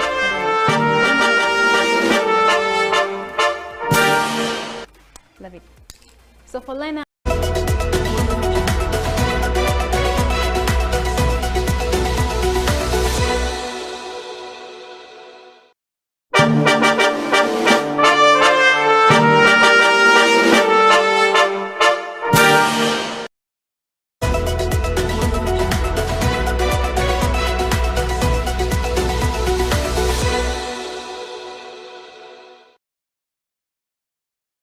yeah, I'm doing different paintings.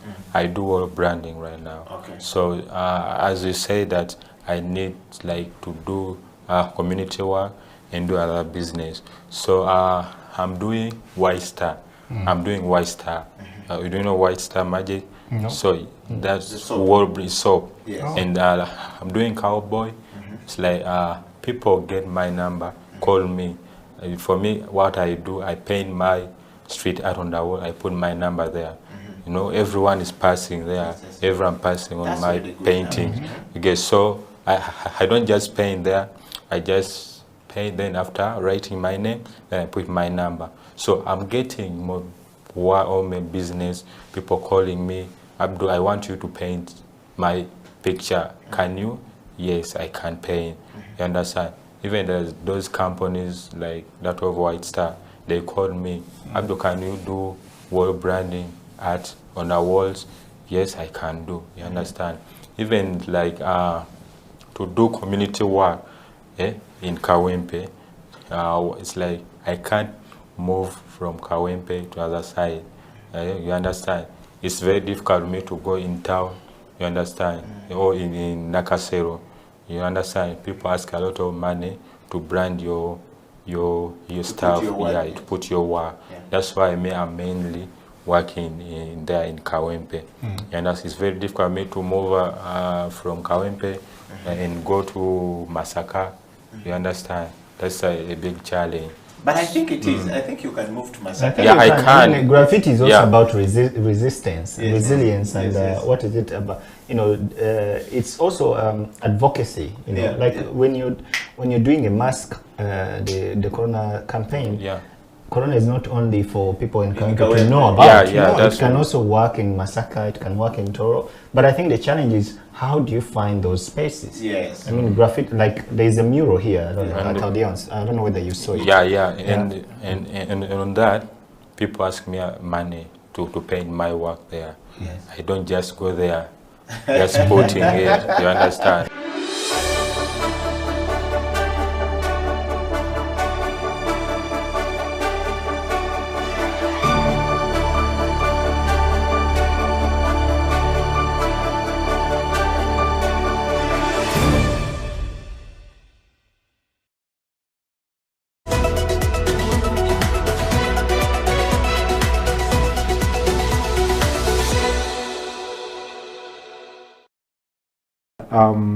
For the teams out there, okay, we have very many teams in the NBL.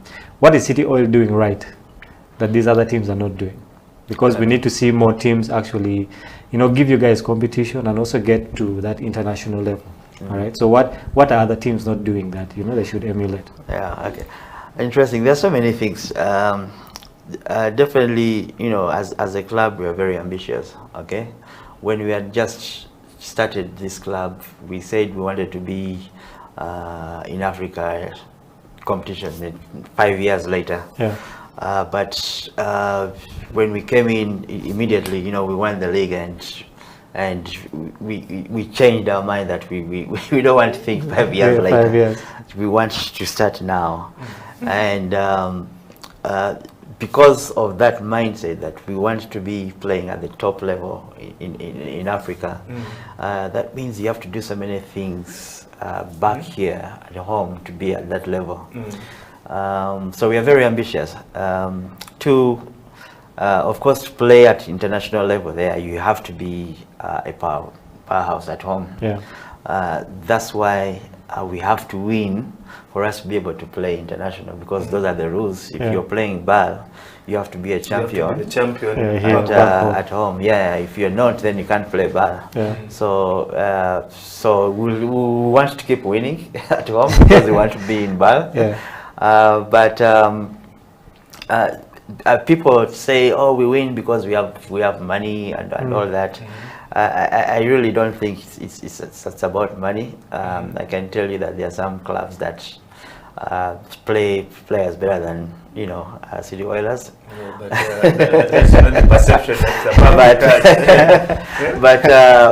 It's City Oil is the money bags in Ugandan basketball. That's not true. I think clubs have to really look at themselves and see what they are doing wrong, where they are lacking. Is it the coaching staff? Is it the personnel, the players? Is it their training program? There's so many things that you have to put in place for you to have a very good product. So we look at those. We want our players to have accountability.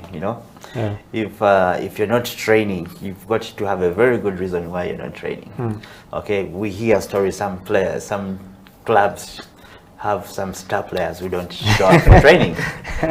We can't have that in City Oil. However big you are, we'll let you out. Big game.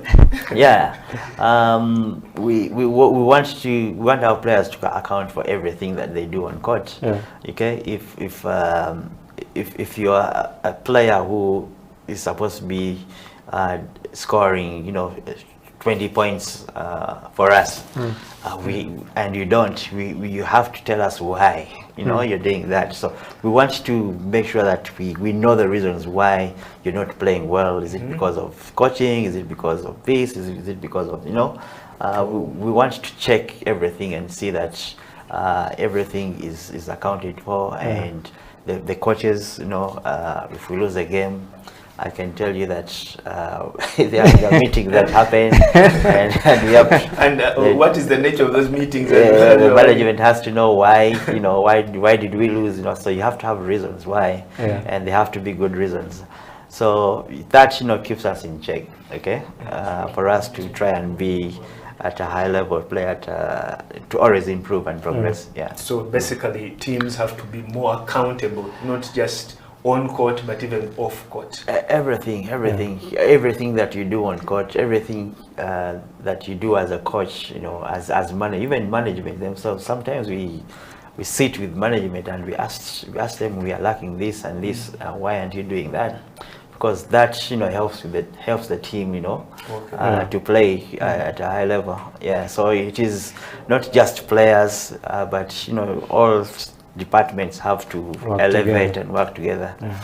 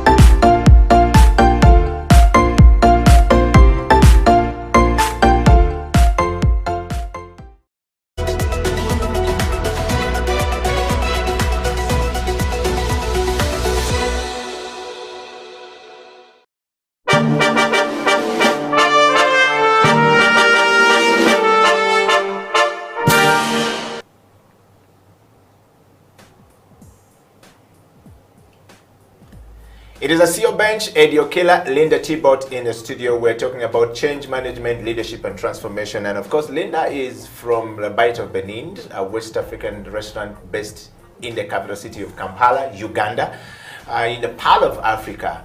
If you haven't been to Uganda, then you don't know what you're missing in the African continent.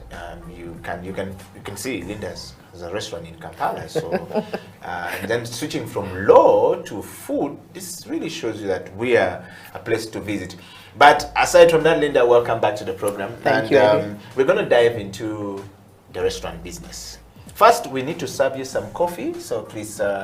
Is this fresh from Africa? Yes. West Africa? This is no. This is fresh from Bududa, and since the French is talking about the new Africa, France relationship, we decided we need to have a French press in this thing, so that we can put the French to their cold. Merci beaucoup. Merci.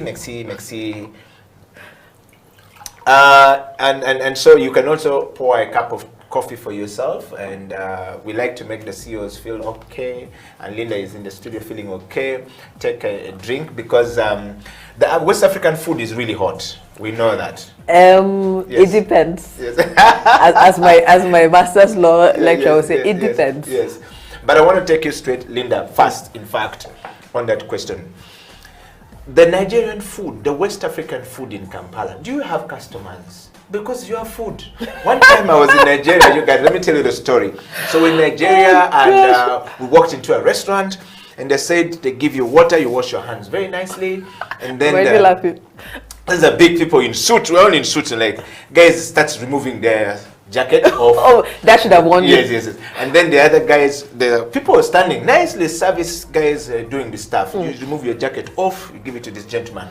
And then you remove your tie off, you give it to this gentleman. You remove your shirt off, you give it. Then you're given the towel. I'm like, yo, Oga, what we're doing now in this restaurant? I said, no, you're going to eat food. This is how we do it here. I was like, no. This is like, I'm going to be kidnapped. Oh, gosh. When we went inside to eat food, everyone was eating food, but they were crying. They were sweating like. It was tears of joy. It was tears of the joy from the taste, the amazing taste of that. Let's talk about change management from the West African food. Let's talk about the Bite of Benin itself now. That food, I don't know. Africa has its dynamic. We have so many other tribes in Africa, different cuisines in Africa here as a continent. You cannot finish. Uganda alone has 54 of them. Yeah. You can't even finish. These 54 have sub-dishes, whatnot, everything is there. But the Bite of Benin in Kampala, what is it about? What are you serving? Why the Bite of Benin? Tell us more about this restaurant. Okay. First of all, the name Bite of Benin, we were deliberate about the name, right? It's a play on the word to bite, but there's actually a body of water called the Bite of Benin, which is situated within the greater Gulf of Guinea on the coast of West Africa. So it's either called the Bite. That's the only time I learned the only thing I respect from my history. These other things I don't respect. Because now you're talking about So it's either the Bite or the Bay of Benin, but we named it Bite of Benin, and it's always a great conversation starter, right? So our intention is to offer food across the 16 West African countries, right? We have foods that are common to us. We have the jollof rice, we'll talk about that. We have the different sauces. So what you will find is maybe slight differences in the technique or some of the ingredients used.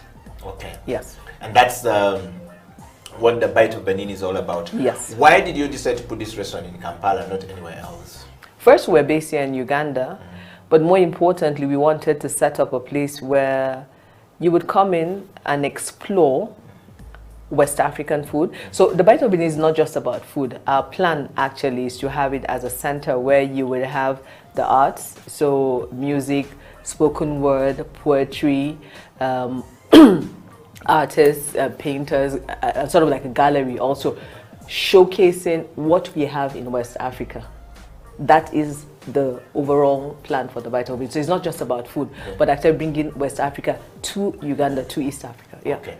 One dish at a time. Wow. One dish at a time. One dish at a time. The West Africans always want to own Africa. Their dish. Sorry, a sip of coffee. You always want to own Africa. We want to know, is it because you feel like the rest of the East Africa and South Africa and the Central Africa are not doing a good job in marketing Africa, or you guys just say we're going to take over? We're going to take over, Doga. If you at all. Let's talk about this. At all. So yes. The average West African, like I said, right? Yeah. I've had instances where because we are, should I say overly confident? Well, I don't think we're overly confident, but there's that confidence in who you are as a person, right? And you just walk up and, I've heard stories of, my auntie was in Russia at some point. There was an Igbo man selling plantain, gonja, in Siberia. We don't have snow in Nigeria. Not Siberia quality snow. No. You understand? So I think it's not that we want to own the rest of Africa. We're just outgoing and embracing with love.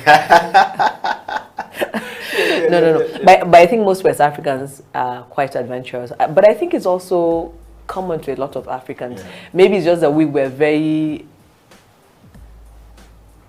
boisterous about it. I wouldn't use the word loud. Yeah. So some people take it that is being arrogant about it, but no. If you get to know a West African, what you see is what you get, and we're open about it. Okay. Yeah. The Bite of Benin and the dishes served at the Bite of Benin. I mean, some pictures, we're going to put some pictures up there, and when I posted about you, so many of my friends were like, "Oh, you're bringing Linda! Wow!" Oh, thank you, guys. Let's look at the plates there. Can you take us through what is this, Linda? I mean, it's just too busy. This is like now luxurious. This is a feast, not just for the eyes. Now, but guys, this is a feast for you and the stomach. Yes.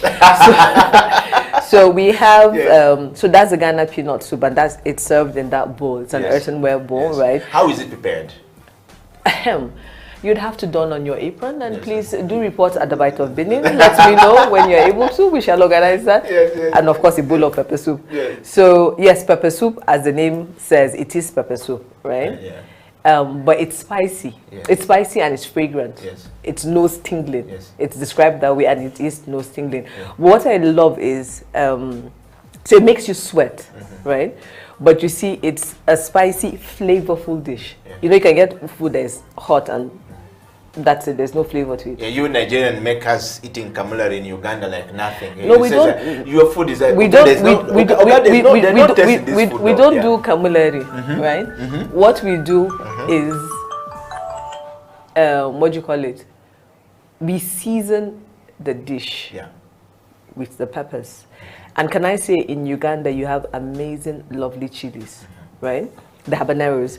The orange one, it's the fragrance, the bouquet is amazing, right? The green one, there's a particular sauce made in Nigeria with that, but it's called ayamase, or fada sauce, right? Then the red ones. But what I've noticed in the difference in Ugandan chili is that it burns and then it eases off. Okay. The West African one will remind you. So what is this? Now this is what this look nice, Doga. This one a correct dish. It's on a correct dish. So there is the jollof rice, which we will talk about, right? So we have this package at the Bite of Benin. It's called Jollof 30. So every Thursday, you get portions of jollof rice, stir-fried chicken or stir-fried beef, party plantain, and then either spinach sauce or coleslaw. We have both vegetarian and non-vegetarian. So the vegetarian one, we have tofu, which is made out of soya beans. I call it the vegetarian chicken, right? And we make it different ways. We have it both in the spinach sauce or as a stew, or we grill it as suya. Suya is common to West Africa, right? And this whole package you get for 30,000 every Thursday. So this is an introduction to West Africa, if you will, if you haven't had West African food. Okay. Yeah. Wow. Yeah. I mean, it looks like it looks tasty for some people. It is looks very tasty. Very inviting. But I can also warn you that this food is hot. Well, you see, at the Bite of Benin, we allow you to dial your spiciness, but don't come and order Linda's level. Yes. No. All right, so let's talk about this. What's this, Linda? I mean, So this is fish. fresh, whole grilled, charcoal grilled fish. Is that kamulari and always seeing pepper? No. This is. We have some kamulari there over and then. No, so you choose. Yes. If you want it with correct chili, we infuse it with the chili. Use the beauty is you're eating it, and you know. It's Yes. So we have the whole grilled fish, and it's filling. I find just for one person, it's sufficient actually. Yeah. Okay. So this is all the dishes from. This is some of the dishes. Some from of the West dishes Africa, from that. yes. So what if I am coming to West Africa and, or maybe I don't have the air ticket to go to West Africa? First of all, it's very difficult to get to West Africa because there's no direct flight Unfortunately. to Nigeria. Unfortunately. We hope that Uganda Airlines is going to come up with one that Ugandans can actually move. Some of us have been lucky to go to Nigeria, to go to a bit of Ghana, and to experience a bit of West Africa. I mean, volleyball has been able to take me all across the world. Oh, excellent. And through volleyball, I met people like Timothy. Okay. Oh man, he's a Nigerian guy. He's a referee. He's loud. And when it comes to food, we're with Timothy in Algeria, and Timothy diss everyone in Algeria. In Algeria. But in a good way. I go come to this country to eat food, and this will go give me this food that don't even taste anything. What's wrong with you guys? Not even in Africa though. I like Timothy. Just relax. Leave people at their food alone. I know. And Timothy was not happy at all. But so we don't have a direct flight, but we want to experience. So for a person who just want to if I can't board a bus to go to West Africa, which dish would you give me that when I come, okay, what is the introduction to the true West African food? So, like if you come to my home area, they'll give you malakwang and corn, and you will enjoy. If you go to Buganda here, they'll give you matoke and luombo. If you go to the western part of Uganda, they will give you ishagwe and some other mixed things, you know. If you go to, Busoga, they will give you some mboli and, Okay, I hear you. Yes. So if you came to, not if the you Bite came, of Benin in Kampala, you're Nigeria in your Kampala. You're welcome to the Bite of Benin. Please, I do hope you come. Yeah. Jollof rice, right, is an introduction to West Africa, right? And I know there's this seeming feud about jollof rice, but let me say this, okay? Can we just have a picture of jollof rice somewhere up there? Yes, yes. Jollof rice, funny enough, jollof is originally what does it mean? From the Wolof Kingdom in Senegal. Wow. But the Nigerians and the Ghanaians collected it and moved forward with it. Okay? Typical of Nigerians always, and Ghanaians, we moved forward with it. So like the other day, I told someone, right? When he came, he said, which jollof rice do you have? So I told him, I said, there's only one jollof. I said, there's only one king and there are many contenders. Being Nigerian, I made it obvious. Yes. It is a jollof rice. Before the Ghanaians will come for me. Yes. No, but I would say start with jollof rice. Then I also always ask people to try the stews. So we do tomato stew. Now West African tomato stew is heavy on tomatoes. We use a lot of tomatoes. I'll give you an example. If I was using, say, 4 kilos of tomatoes, right? I would put in maybe 2 kilos of onions. So which one is jollof rice from here? It's the one on the left. Do you have a picture? I think we have a picture of jollof rice somewhere. Yeah, certainly. Right, so I'll just quickly run over. There's jollof rice. There's egusi soup in front, which looks like scrambled eggs. That's the feedback I get. Yes. But that is not eggs. That's actually a type of melon seed from West Africa that we grind and then mix. So this is the jollof rice. This is jollof rice. So that red color comes from the tomatoes. We don't add any food coloring because I've had questions on that. Yes. So that comes from it, and then we use because we don't have what we call tatache, which is the big red peppers we use in Nigeria, which is deep red color. We use the red capsicum here, the red bell peppers. It sort of gives us that same color, but not quite. But hey, when in Rome, you do as the Romans do. Yes, yes. Right? Yeah. Okay. So talking of that, Linda, as we come to the end of the show, what are you looking forward to with this restaurant in Kampala? What do you want to achieve with this restaurant in Kampala besides money? Well, that's a good point. Yes. Yes. First is to make body well.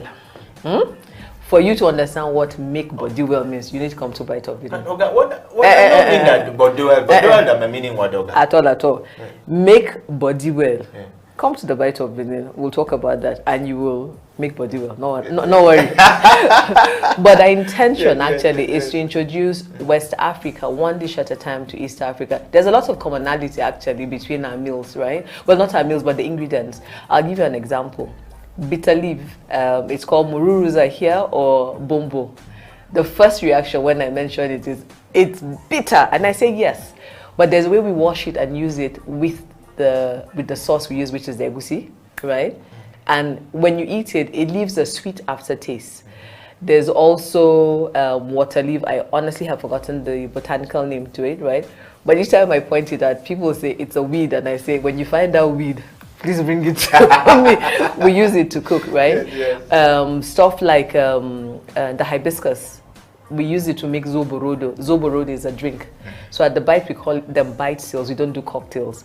And it goes perfectly well with the make body well. So our intention at the Bite of Benin is to introduce West Africa to East Africa, one dish at a time. Come experience West Africa. The pepper soup also, we'll dial it back a bit for you. We can have maybe a tub of yogurt or some milk. Now this is called Chapman. Yes. It's an iconic Nigerian drink. Yes. Most Nigerians, when they walk in, it brings back childhood memories for us, you know, only at the Bite of Benin. So come make me shake body. But this one is the correct one. It's the correct one. I take you make body well. You're good to go. So Linda, I have a question to you here from, we call himself, he's called the king of the house of Kirunda. That's how he called himself. King of boys. Yes. And he's a very good friend of mine. This is, he's called Leo Kirunda. Says, you know, ask God that Oga. Make body well. What is make body well? So let's talk about what is make body well. Because this seems to be, everyone who comes to Bite of Benin or went to West Africa comes back asking make body well. Yes. So what's make body well? So my mom, she retired as an English lecturer in Nigeria, and she loves cooking. My grandmother actually set up a hotel cum restaurant. She also loved cooking, right?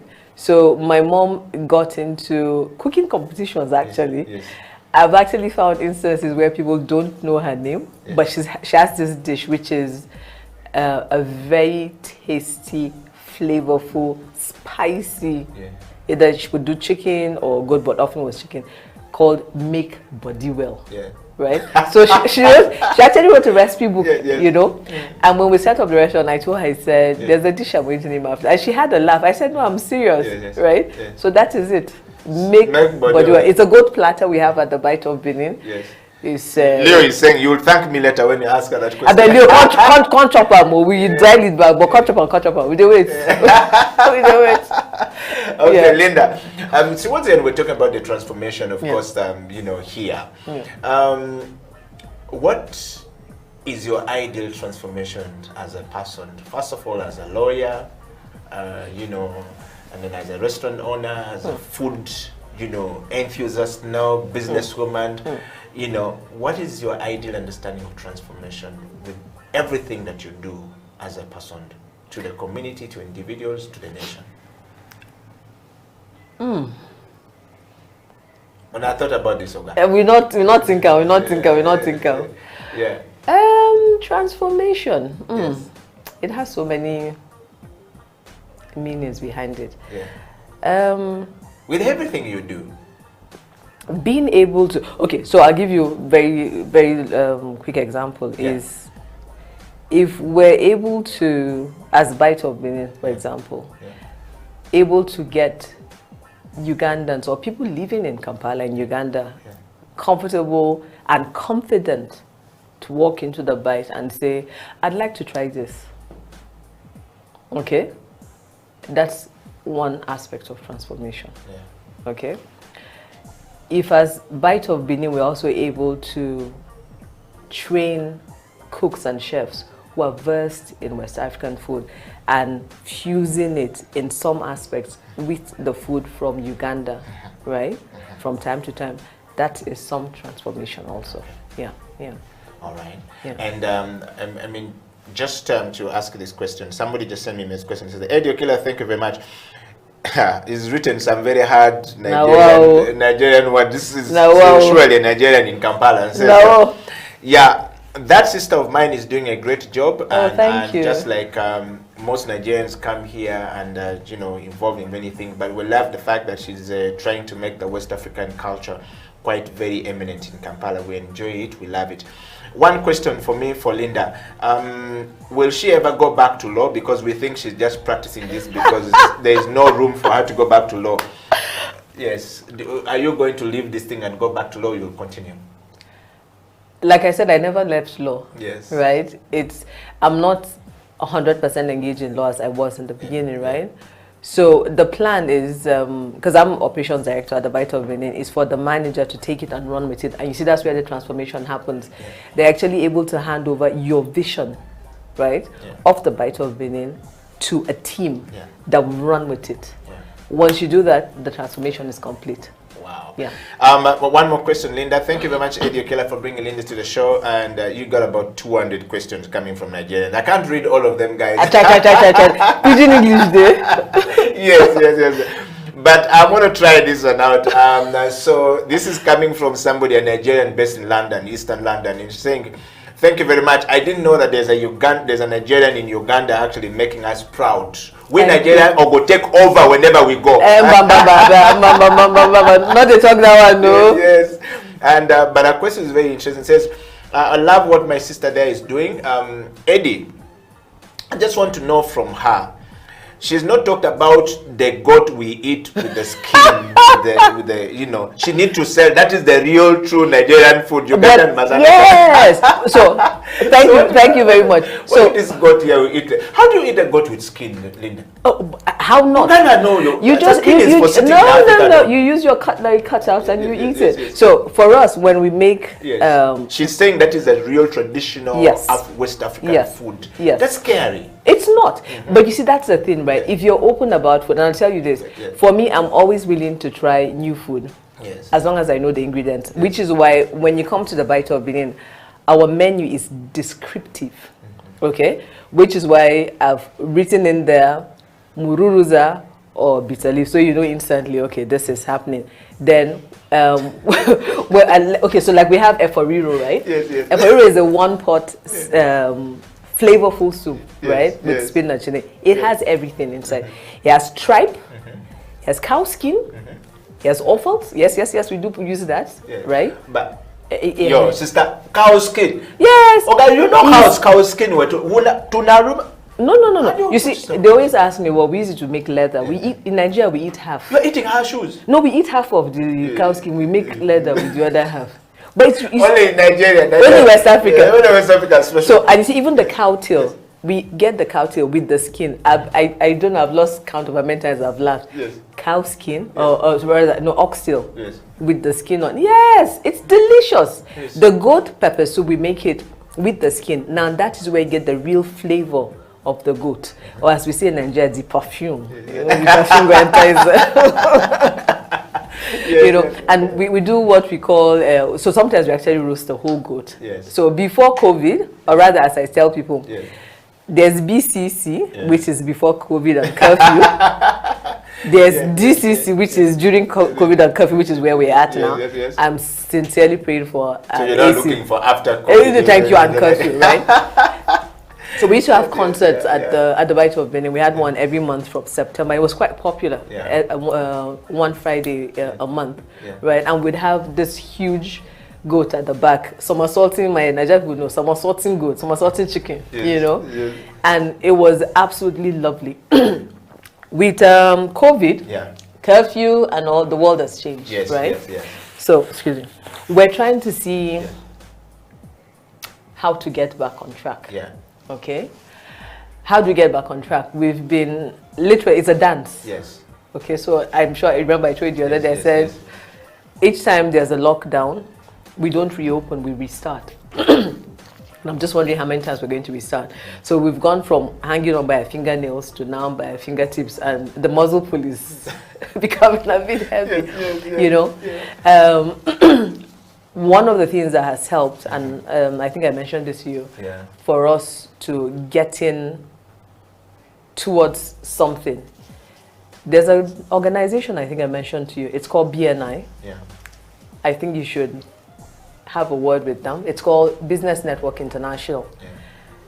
We joined in June, and it's a network for business owners. Yeah. It's global, and it is working. Okay, so for us, it's bringing us, or rather helping us, to come back to a new bite of Benin, because the old normal has gone. We're not going back to, so each time someone says we're going, oh, the new normal, there's no new normal. It's a new way of doing business, right? So a new way for you also to do business is come and chop that goat pepper soup skin on it. But when we just wrap up the show with somebody just called me, sent me a message here, and I just want to read this quite quickly. And he's saying it's a private message. I mean, people like to send private messages, and so he's saying, Edio Killer, thank you so much. I have a comment. There's a number of comments on YouTube. I'm just going to go to YouTube, guys, and to all the guys on Twitter. Thank you very much, first of all, for following the show. I want to take you straight to some of these comments that are coming on YouTube, which are very interesting. But one of them, somebody saying, "Can Linda please explain to us what really is making the goat with pepper with the skin means?" Do these guys eat the goat with the skin? This is the reason why we have shortage of skin, of leather. I have one coming from Mediwato Chom. Law and food are a good mix after all. There is a growing jurisprudence on the right to food. Anyway, anyone needs to diversify their income streams regardless of their profession. Good job, Linda. That's coming from Mediwato Chom. And then he goes on to say he's a lawyer. I mean, he's a land right. When he said jurisprudence, I knew yeah. And he says, I will come for a West African food experience soon to support your business, Linda. Thank you very much. I have another question coming from another person here who says, Edio Killer, thank you very much. Could you please ask that lady, what do they exactly mean they prepare goat with the skin, cow with the skin? How do you eat a cow with the skin? What happened to the... I see this is now becoming that... Okay. So I know Amos Wekesa is curious. When we met with Amos Wekesa, he said he wants to come for I know. Amos, you want to go and eat the goat with the skin. I mean, how are you going to do this? I'm laughing my head off now. Yes. So how is this prepared? People want to know how it's prepared. Uganda is actually very stunned right now. I got so many messages, 500 messages on Messenger. Guys, I can't read these messages. This is hilarious. Guys, can we do this? Yes. You guys, Eddie and I will work out a date. Yes. We'll have the goat somersaulting with the skin.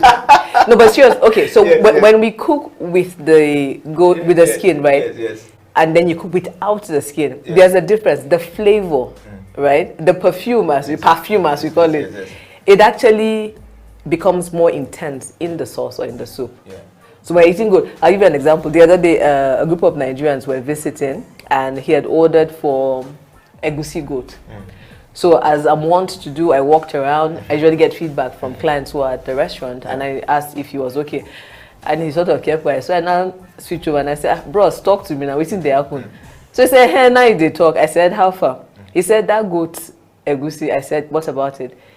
He said, it didn't taste like egusi goat. I said, I know, because we didn't cook the goat meat in the egusi soup. So when you cook the goat with the skin in the sauce, right, it imparts a particular flavor to it. They can quickly identify and say, this is goat. Yeah. Okay? So for us, that is it. You can take it out, but really and truly, West African will ask you, who did I offend that you're bringing to me without the skin? I bet who I offend. All right. Wow. Linda, thank you so much. So what is the one last word we can pick from you going forward? If you just look into this camera and just tell us the three things we should pick from you, crossing from law, like Diwato Choma said, to, food. And he says with all these food rights coming, we need a lawyer to be in that space to sort of like understand the cross mix between the two. But we just want to know from you, what are those 3 things you want to leave us with here about our culture? Africans are not very proud of our culture. I mean, West African people are very proud of their culture. The East African people are not very proud of their culture. Why? Also because we have, take for example in Uganda, we have too many, you know, cultural diversity because of the 54 tribes. Everybody has a language, everybody has a food, which is a plus, but also is a minus at some time because we then don't learn from other people. We tend to be very strict with what we have here. What is that one thing that you want us to learn from a cross-cultural point of view? Food, law, and that one thing you want to leave us with? Somebody who is stuck in their corporate job, somebody who doesn't know how to go out and become very diversified like Linda. The camera is all yours. Open to learning, I think, is what I would say. And open to learning cuts across, whether it's culture, whether it's in a corporate organization, whether it's personal, right? You say 54 tribes in Uganda. Yeah. Should I say how many were in Nigeria? Yes. It's in the 200s and counting. Yes. For example, okay, what I see, especially in West Africa, and I see this among a lot of my friends, even family growing up, you walk into somebody's house, right, and they're cooking jollof rice, and you're like, that thing is banging, you know, what did you put inside? It could just be a different ingredient. Like my sister, for example, she taught me how to use tons of onions in my jollof rice. So that the onion will sweeten the tomatoes and cuts across the acidity. It's always in either the technique or a particular ingredient you've added. And why am I saying this? It's, you're open to learning. It will cut across, whether it's culture, whether it's food, whether it's a person, whether it's in your personal life, corporate, whatever, open to learning. That's the word I'll use. I mean, look at a toddler or a young kid, for example. They're not afraid to learn. They're not afraid to ask questions. If we as adults sort of get back to that, we'll be open to tasting other foods from other cultures, open to goat with the skin on, open to pepper soup. All right, thank you very much, Linda, for coming to the program today. And I want to say thank you very much, everybody, for sharing your love and kisses and disses. I know we are not able to read all your comments, and of course, because of the time, but also we love you that way. You know, keep sharing. We'll definitely be sampling some of them, and Linda will definitely come back. I've seen a lot of requests from your sisters. A lot of Nigerians are saying that you should just be coming here every single Friday. Talk about their food and making their culture, you know, come out of Africa. So this is a nice thing. Thank you. And thank you very much, Linda, for coming. We want to just take a moment to spread love. We always do this. Bosa, chop knuckle. No, like this. Yes. No, no, you did it well. You have to put ginger inside. Not do it properly like this, though. With ginger inside. No, thank you, Eddie. Thank you very much. Thank you. I really loved engaging with you on this, and your pepper soup bowl is waiting. I'm coming, Doga. Now. You know the pepper soup bowl. I'm going to go now. So Eddie will tell you guys how the goat with the skin pepper soup went. Yes. I shall film him. In fact, Amos Vekesa is coming to join. I think Vekesa wants to try that out. 2 goats with the skin. And it is on. Yes, it is on. He said it is gone. So we're going to try this. Wekesa Amos is going to be a guinea pig. If he dies, we know that he has eaten the skin. No. He shall. If that happens, he shall be going to food heaven. I promise you. I promise you. Well, Linda, let's toast to the theceobench. Thank you very much, and thank to everybody. We want to say thank you and welcome. Please enjoy your coffee, and until next week, we want to stay blessed and keep yourself safe from the dangers of this world. Don't go with COVID-19. Some things are real, some things are not, but stay focused. The theceobench has come to an end. Until next week, stay blessed. Eddie Okila, Linda, signing out.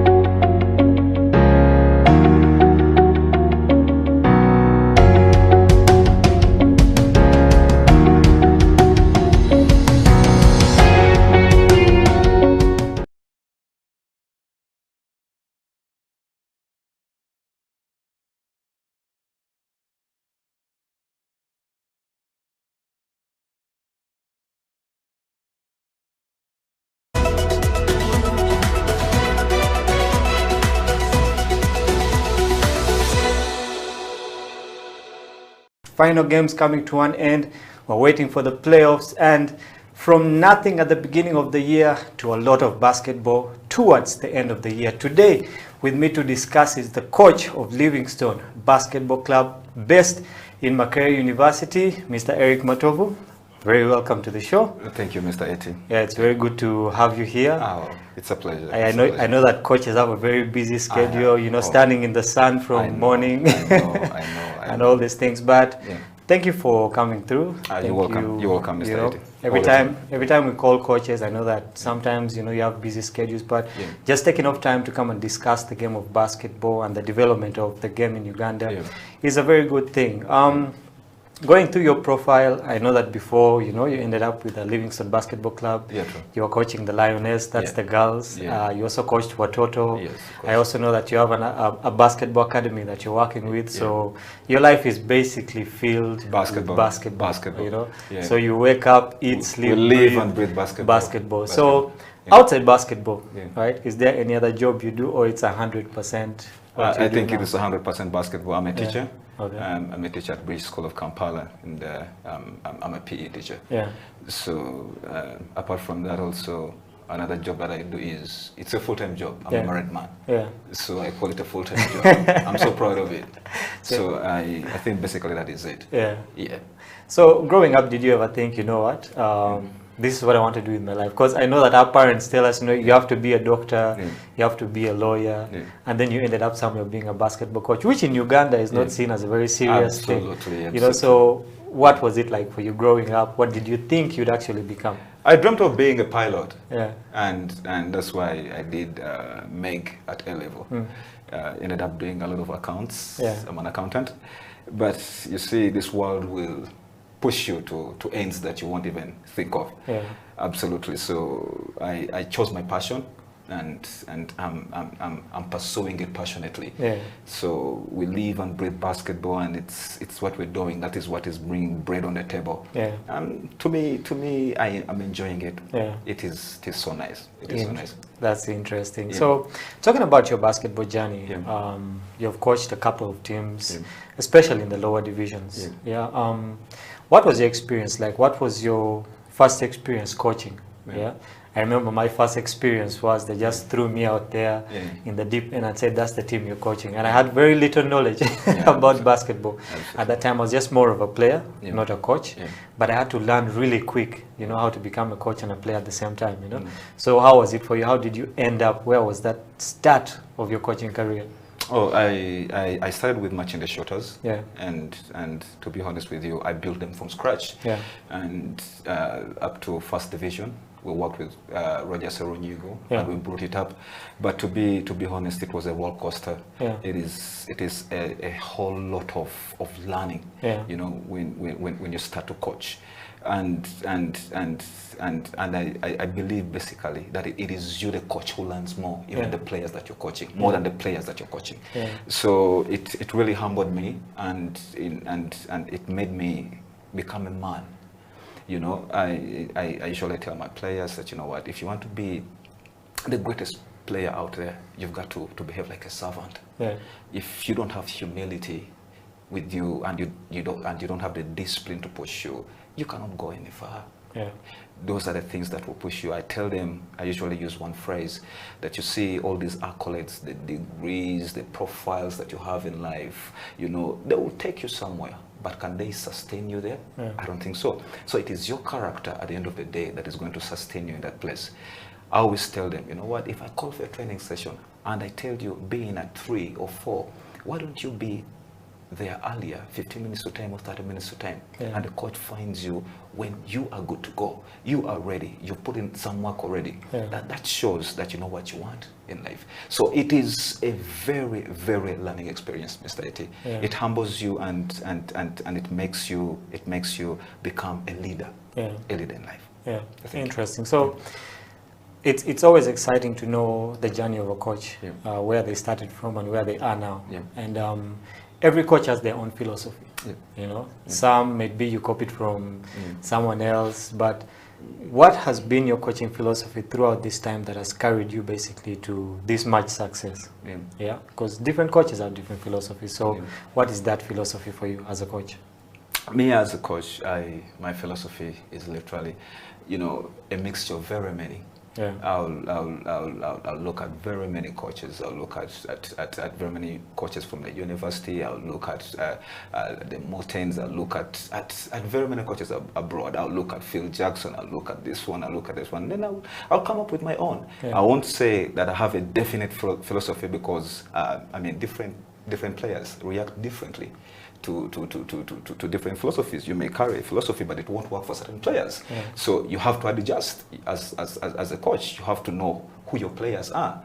What are they able to pull up and do? You won't say, I'm so rigid that this is me. My philosophy is I only play a transitional game. Yeah. A transitional game, and that is what I'm going to do. So you find players who cannot run. So what are you going to do? But they are very good on the ball, but they can't run, they're not athletic. So won't your philosophy change? Yeah. So I'm a combination of very many different philosophies from different coaches, Yeah. and I usually execute my philosophy according to the players that I have in that structure or in that program at a particular time. Yeah. Yeah. So speaking of coaching, the coaching fraternity in Uganda has always had a lot of pressure on them.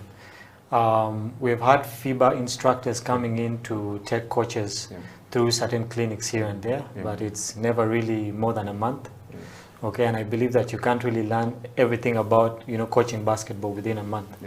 Okay, and in some instances, people say that our coaches are not that good, we're not that experienced. Take an example of the Silverbacks. We had to go outside Uganda to get 2 coaches to come and help with the national team. Okay, so what's your comment on coach development? Okay, we'll talk about player development later, but coach development in Uganda, where are we lacking, and what do we need to do to make better coaches actually in the country, so that we can grow this game of basketball? I think we are somewhere right now. I think we have very many coaches that are really experienced. I'll be honest with you, and I believe we do even have coaches that have reached the level 3 of FIBA, not per se on level 1 or level 2. They have a lot of experience, but it's just because of the structures that have been in place.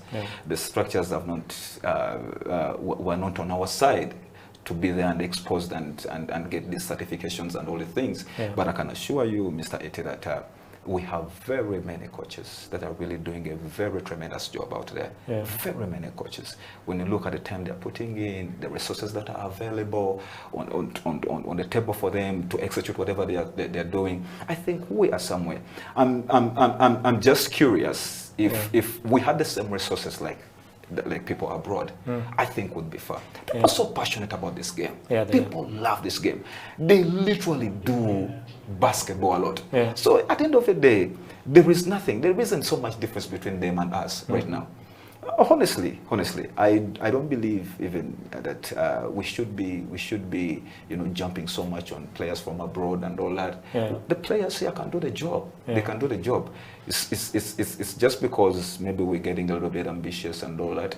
But what I know is with time, even our players, homegrown players, we're going to be having them on the national team and they'll be representing like 90%. 90%. So we have very many good players. Very many players are coming through, and it's a good job that they're doing. So during the time of the Silverbacks, when they were playing the tournaments in Rwanda at the AfroBasket, there was a group of people that believed that we should actually have only homegrown talent on the Silverbacks team. And yet others were of the view that it's okay to bring players from outside. Okay, some of them, if they're actually Ugandan, some who are naturalized. Okay, so which camp were you in? I would say I'm Ugandan a little bit, even myself, but the dynamics change, Mr. Eti. When you look at the players that are coming in, who are playing from abroad, the Ishmael, the Opongos, the what, I think they added a lot of value to our team. Let's be honest. But it doesn't mean that we won't get there, even homegrown talent. There. But you look at the confidence, the way they were playing and all that, they added a lot of value on our team. So we can't take it for granted. We still needed them. Yeah, we do. It was a very good addition to have them. Yes, backtrack a bit, still talking about coaches. You do realize that in Uganda right now, if I'm to say, there are about 3 female coaches and only 1 in the NBL. Yeah, Coach Mavita. Yeah. So do we have a situation whereby there is we're not encouraging the ladies enough to get into coaching, or the ladies just don't want to get into coaching because of certain issues here and there? Some people say that ladies do not want to get into coaching because the emotional side takes the best of them. Because they're driven by intuition all the time, that's what we're saying. But the truth be told, I'll be honest with you, I think the ladies have been laid back so much. They've been given chances. I mean, even National Council of Sports calls for very many ladies courses, and they've been given chances even to improve their administration skills and all the things.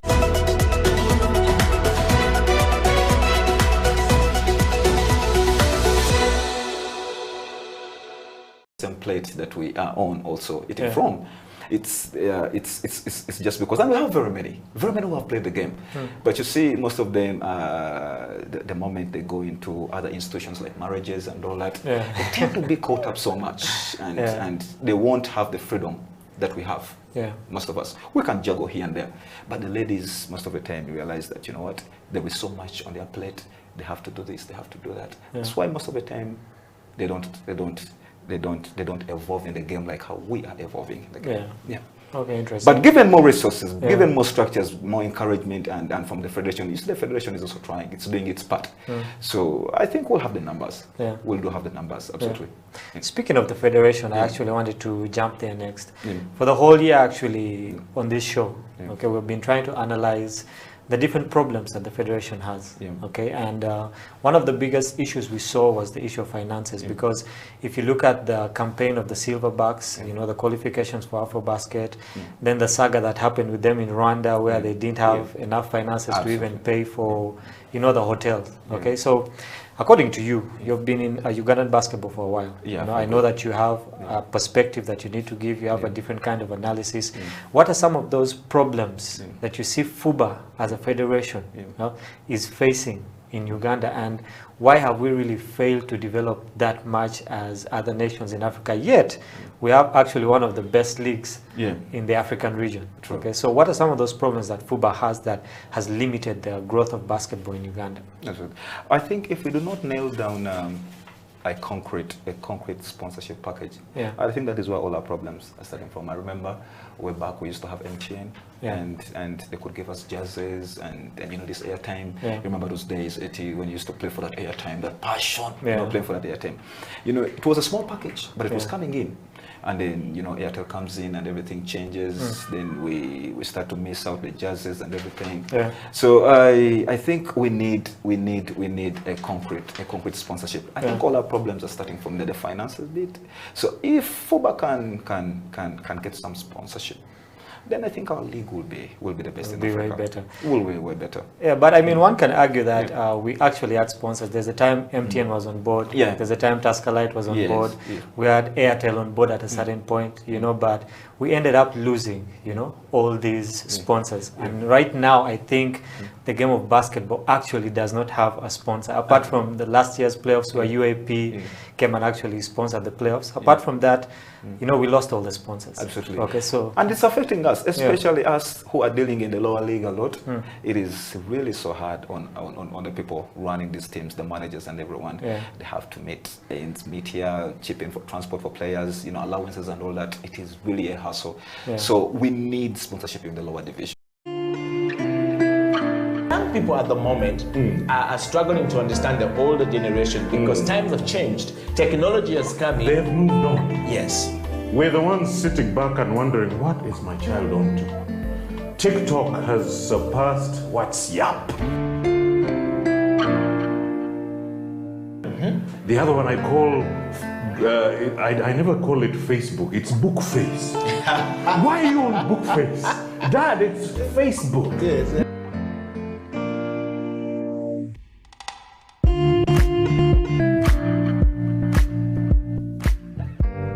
Me, I keep saying, I have a foot amongst the millennials. And I understand the traditionalists. Okay. There's a song in the 60s, by the way, and the 90s, 70s, where they're like, parents don't understand. Remember Prince?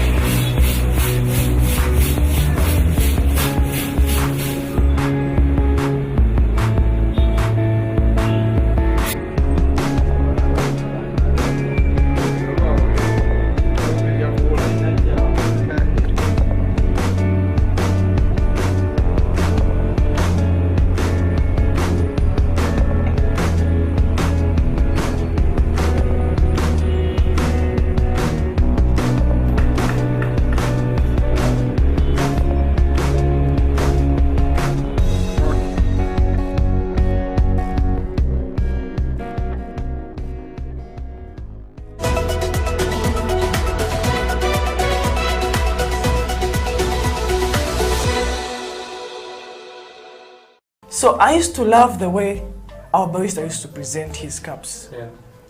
For example, one day he presented some nice coffee. It was a cappuccino, very nice, presented. And I asked him, how do you make this?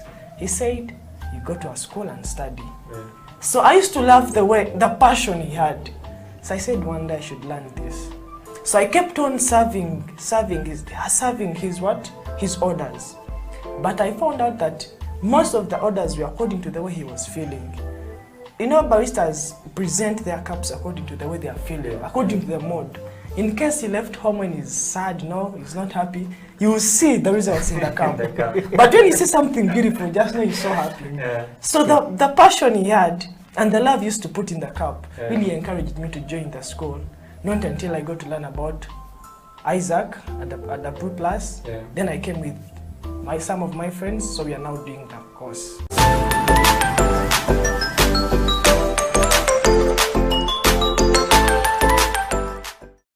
Welcome to the Coffee Break Show on House of Talent Television. My name is Emmanuel Ateng. How are you doing? Is it morning? Is it evening? Wherever you are, that doesn't matter. It is time for coffee. And like I said last week, in the UK they say anytime is tea time, but here on House of Talent Television we say that anytime is coffee time. Welcome to the Coffee Break Show. Remember, you can catch us live on our socials, that is on Twitter at HTV1, or you can go to our Facebook at House of Talent TV Uganda, or you can go to our website houseoftalenttv.com, or you can catch us on YouTube at House of Talent UG. Live stream, make sure that you catch the show, and if you know there's a barista, there's a roaster, there's a farmer who should be watching this right now, let them know, tag a friend, share it far and wide. Well, today in the studio with me, I have a man who is a roast master. He's a double certified barista. I don't know how someone gets double certified, but we're going to get to know more about that. He's a trainer, he's a mentor, and he has more than 5 years experience in the coffee industry. Ladies and gentlemen, welcome with me, Mr. Chibuka Lawrence. Lawrence, you're welcome to the show. Thank you so much. It's good to have you here. Thank you for honoring our invitation to come here. I know that it's not an easy thing because on Saturdays people actually always want to rest. I know that the week can always be long, but thank you for coming. Just to start off, what does it mean to be a double certified barista? Okay, first of all, it's nice to be here. Yeah. Thank you for hosting me. I was eager to come here. Yeah. Yeah. Okay. Chibuka Lawrence, as he said. Most of my friends know me as Barista Reno. Yeah, that's the industry name. Yeah. Okay, to be double certified, it means you have the barista skills and the barista knowledge. Okay.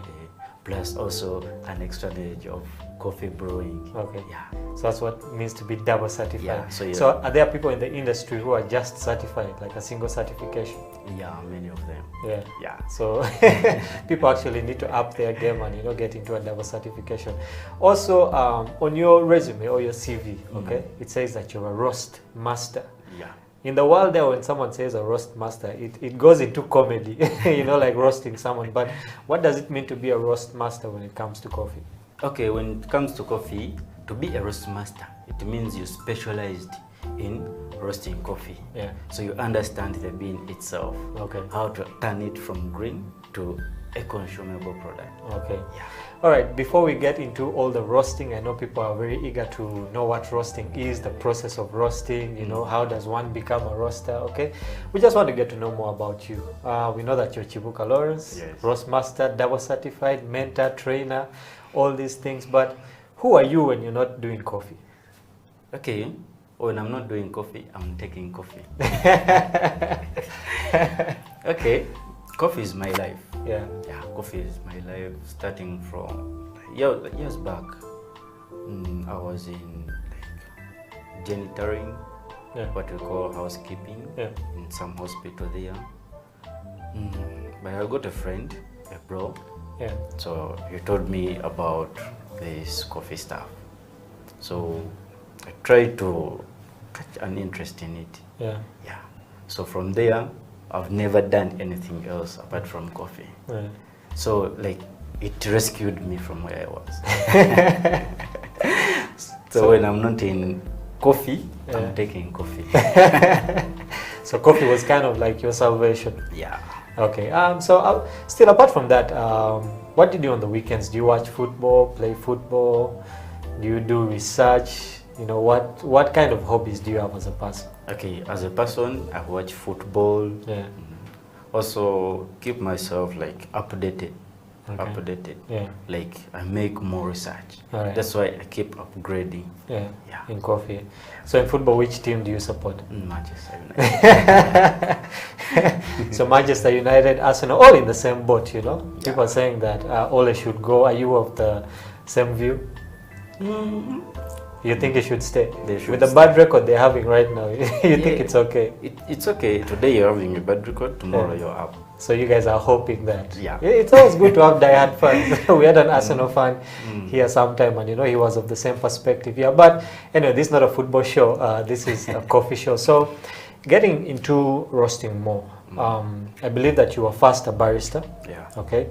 So when was it at that point that you decided and said, you know what, I just don't want to be a barista. I want to be a roaster also. What pushed you more into the roasting bit? Okay. It's not that I didn't want to be a barista. Yeah. Yeah. I just wanted to upgrade. As I've told you, like I keep myself upgrading. Yeah. But it reached a time when you research about like the skills, the coffee skills, where youths are, like of my age, they're in baristering, and there are few roasters. So there was a need for someone to enter in that sector and also inspire others, because it requires a lot of reading, a lot of research than the practical. Okay. So I had to enter in that sector. You had to open the way for others, yeah? Yeah. Okay, so talking about roasting, okay, we know that the coffee chain basically starts all the way from the seed getting into the ground, the farmer, all the way to the cup, okay? Somewhere in the middle there you have different people who play different parts, okay? You have the roasters, the baristas, the quality control, the graders and all this. So when it comes to you, the roaster, okay, I believe that you have to pick a certain kind of coffee, okay? So let's start our process from there, okay? You go to a farmer and say, I'm a roaster, okay? How do you pick the kind of coffee that you, a roaster, would like to work with? Okay, that's a nice question. Okay, as a roaster, when we are studying, we start from the seed. Okay. That's where the complicated part is. Yeah. We start from the seed. Yeah. So when you go to an institute or an academy, they start you from the ground.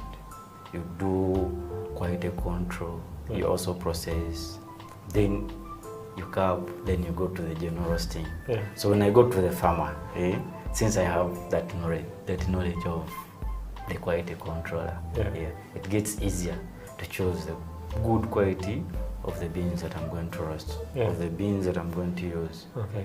Yeah, but not leaving something behind that every coffee is good coffee, even though it is undergrade. We will sell it to Yeah, we had a barista last week who said actually there's nothing like bad coffee. Yeah, there's no bad coffee. Can't even sell that one. So what does the roasting process look like? You know, from the beginning all the way, you know, to the end. Okay, roasting process is generally like turning the green beans, or those are coffee beans, from their green state to the consumable state. Okay. Yeah, but it involves use of heat, use of mind, use of eyes, the nose, and concentration. Okay, so I believe that there are certain steps that you have to take, okay, in the process. I was reading there are about 3 steps, okay? So what are these steps that you have to take as a roaster for you to get the beans to where you want them to be? Okay, first of all, we have what we call the variables. Like, there is what we call the changes, before you go to the steps, the changes that you have to be in your mind. First of all, you roast with your passion. You have to put your passion in what you're doing. So you have to make sure you're in a secure place. Your fire extinguisher is there. Your gas is already there, and the machine. So the steps are, you switch on electricity first. The machine, you switch on the electricity first. Then you switch on your gas. Yeah. And you wait it to heat up. You wait for the machine or the drum to heat up to a certain temperature. Then you decrease it a little bit. Then you put your beans inside. Yeah. So, talking about temperatures, okay? I believe that when you're roasting, there are different kinds of coffee that you will get. Okay, you will get the light roast, you know, you get the medium roast, okay? So what are these different temperatures that you have to put into consideration when you're roasting? Okay. First of all, let me highlight this. Let me first advise my friends. Okay. We have the specific like temperatures, the numbers that were written in books. But we are different people. Different minds and different passion. When you conquer that machine, when you're the one driving that machine, there's a way you concentrate on the coffee more than the temperature. Of course, they don't have to be down and they don't have to be so high. So it requires the mind, not the specific temperature reading. Like we are in a specialty world, world where we have now to appreciate the work of our farmers. The world where we need to get that sweetness from that particular bean. So if you concentrate on the digits, the temperature digits, you will miss what the farmer did.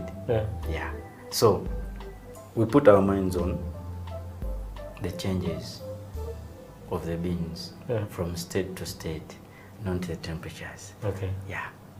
But we don't leave them aside. We just balance the temperature. We balance the temperatures.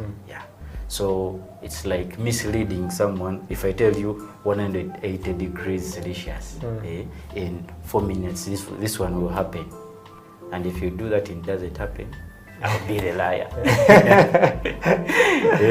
So you have to use your mind, you have to use your cupping skills so that you get the best out of that coffee. Even though it's light, medium, dark, you just have to use your mind, your cupping mind. Yes. You see the changes, you feel the aroma, like those fumes from the coffee, then you see the color. So these are the major parts. The eyes, the nose, and also you keep testing. So with what you're saying that roasting is actually a combination of science and art. Okay. So the art part comes in with, I think, experience. Okay, because if you get a first time roaster, you will be so worried about the digits and the time. Because in school they'll tell you, you know what? This degrees for this amount of time. You know, so they will be so focused on that. So what you're saying is that you should have passion, and that passion should drive you towards, you know, what you're roasting, and it will come out in, I believe that when you do that, it will come out in your own kind of way. Okay, so with roasting there are certain recipes, okay, that you come up with. All right, if you could just tell our viewers which are some of these recipes that you can come up with, what are some of these aromas that you can come up with when you're roasting, and what kind of roast will give you what kind of aroma. Okay, thank you for that question. First of all, what you call a recipe in roasting, like we call it the roasting curve, the profile. We build that roast under profiles.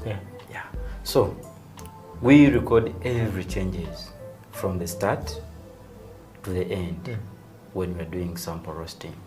So that curve or that profile that you do, it is your recipe. Like I don't know how to enter in that recipe because I don't want to scare my friends to join the industry.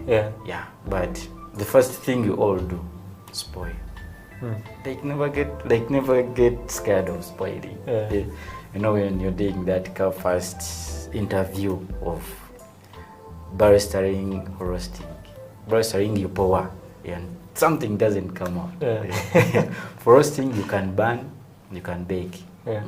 But to follow that recipe, you have to spoil some beans. You have to concentrate. Yes, and you have to be with some theory. For in roasting, theory is the key, not just the machine, so the barista side. Okay, so when you have that theory of roasting, you can apply it to the practical. Okay, we're going to take a break now, but when we come back, we'll be telling you more about the aromas we can get. Viewers, we're going to take a break right now. This is the Coffee Break on House of Talent Television. With me in the studio is Lawrence, the mentor, the trainer, the double certified barista, and is giving us more knowledge about roasting. We'll be right back after this break. Don't go anywhere.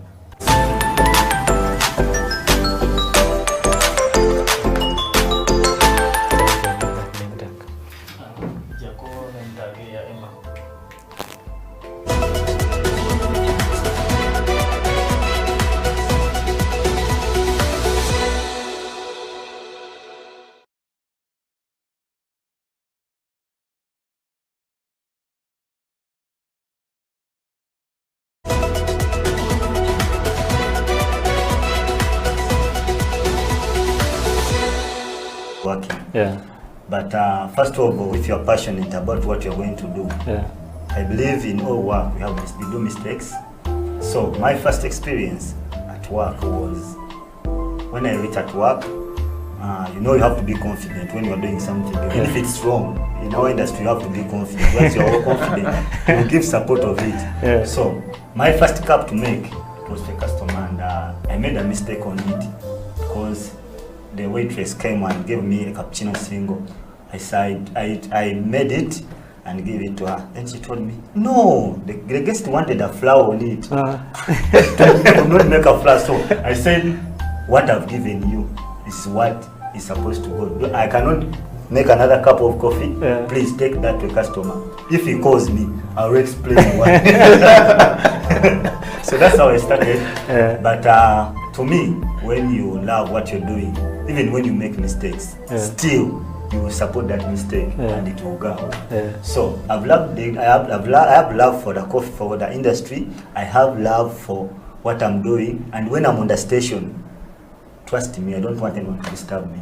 Even if you are home, even if you are the boss, once I'm in my bar, it is my turn. It's your area. Wait for my shift to get done, then you can bring me over here. Interesting. If you're watching us, this is House of Talent, the Coffee Break. We are having some fun with Isaac and Charles here. You know, Charles telling us about his first experience, and he was supposed to make a certain cup of coffee, which he did not do, but these are the different experiences that we have. So if you're a barista and it's your first day of the job, relax. You got this. Have some confidence. We have you here at the Coffee Break, and we're going to take a break right now. But when we return, we still have that part of we're going to brew a cup of coffee, which I believe is going to be very tasty.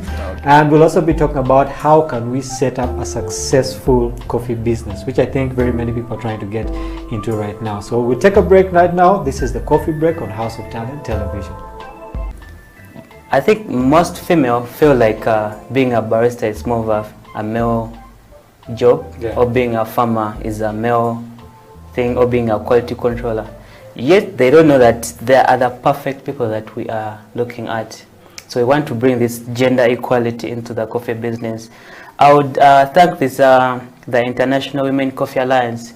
It has really done a very good job to encourage women into the coffee business. When you look at coffee farmers or coffee processors, most of them are women. When you look at the quality controllers, they say that women are the best coffee testers. Why? Because they're very subjected to spices when they're cooking. They get a lot of flowers from us. So they test a lot of things, ice cream, yogurt, sweets, what. So they are good cup testers. Yes. So most of them should actually, you know, take opportunity.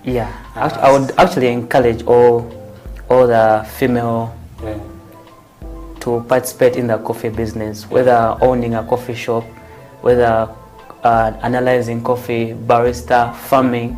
We really need them.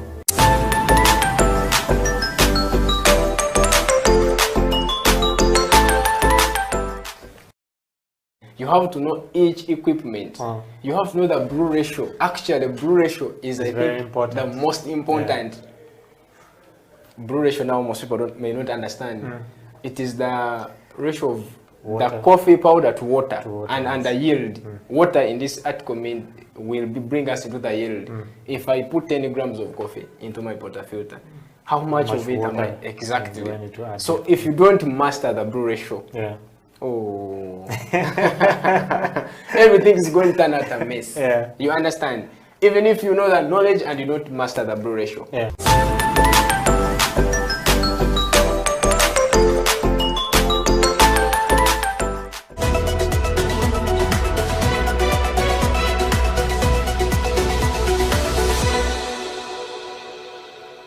Welcome back to the Coffee Break Show on House of Talent Television. My name is Emmanuel Ateng, and it's lovely to have you guys here watching us. All the baristas, all the farmers, all the CEOs of the different coffee shops around town. Welcome to the show. With me in the studio is Mr. Chibuka Lawrence, who has been telling us more about himself, more about roasting, and we're going to get in depth. I know there's a couple of you who have been asking, but really, what is this whole roasting thing? Some of you go to the coffee shop and you don't even know that your coffee is actually roasted before it gets into the cup. Lawrence, welcome back to the show. Before we went for the break, we're talking about the different kind of aromas that you can actually get from roasting. But perhaps before we get into that, you know, someone asked that, because you're talking about get your gas, you know, put the beans in it, and someone was asking, but now where does the gas come in, where does the electricity come in? Okay, so for the person out there that really wants to know what's the exact process, okay, what are those details that they need to put into consideration. For I know that people always want to try out things at home, you know, so what's the actual process of roasting? Okay, you can take us way back to, I know that there are some people who do sun drying actually, as a way of roasting theirs. Then they put it in a small cup. I believe that was done way back, you know, at the beginning of roasting, put it on a fire, and that's how it was done. But now we have the commercial way of doing it. Okay, so perhaps if you could just run us through that whole process of roasting. Okay, thank you for that.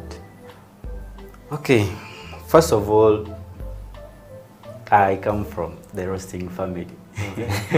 Okay, my parents used to do like roasting way back in the local way, without using any specialized machine.